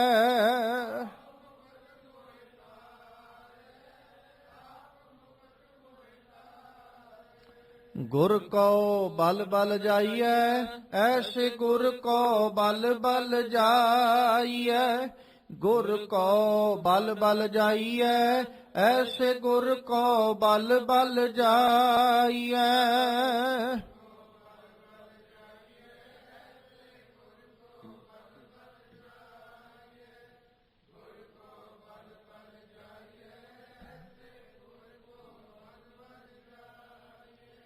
ਸਤਿਗੁਰੂ ਪਾਤਸ਼ਾਹ ਕਿਰਪਾ ਕਰਨ, ਸਾਡੇ ਸਭਨਾਂ ਦੀਆਂ ਹਾਜ਼ਰੀਆਂ ਆਪਣੇ ਦਰ ਤੇ ਪ੍ਰਵਾਨ ਕਰ ਲੈਣ। ਆਪਣੇ ਦਰੋਂ ਕਰੋ ਗੁਰਸਿੱਖੀ ਜੀਵਨ ਨਾਮ ਦੀਆਂ ਦਾਤਾਂ ਬਖਸ਼ਿਸ਼ ਕਰਕੇ ਨਿਵਾਜਣ, ਤਾਂ ਜੋ ਸਾਡੇ ਵੀ ਇਹ ਲੋਕ ਸੁਖੀਏ ਪਰਲੋਕ ਸੁਹੇਲੇ। ਨਾਨਕ ਹਰ ਪ੍ਰਭ ਆਪੇ ਮੇਲੇ। ਹੋਈਆਂ ਬੇਅੰਤ ਪ੍ਰਕਾਰ ਦੀਆਂ ਭੁੱਲਾਂ ਦੀ ਖਿਮਾ ਬਖਸ਼ਣੀ। ਆਓ ਸਤਿਗੁਰਾਂ ਦੇ ਪਾਵਨ ਬਚਨ ਆਪਣੇ ਹਿਰਦਿਆਂ ਵਿੱਚ ਵਸਾ ਲਈਏ। ਐ ਕਾਹੂ ਕੋ ਦੇਤ ਨਹਿ, ਨਹਿ ਪੈ ਮਾਨਤ ਆਨ। ਕਹੋ ਨਾਨਕ ਸੁਨ ਰੇ ਮਨਾ, ਗਿਆਨੀ ਤਾਹੇ ਬਖਾਨ। ਵਾਹਿਗੁਰੂ ਜੀ ਕਾ ਖਾਲਸਾ, ਵਾਹਿਗੁਰੂ ਜੀ ਕੀ ਫਤਿਹ।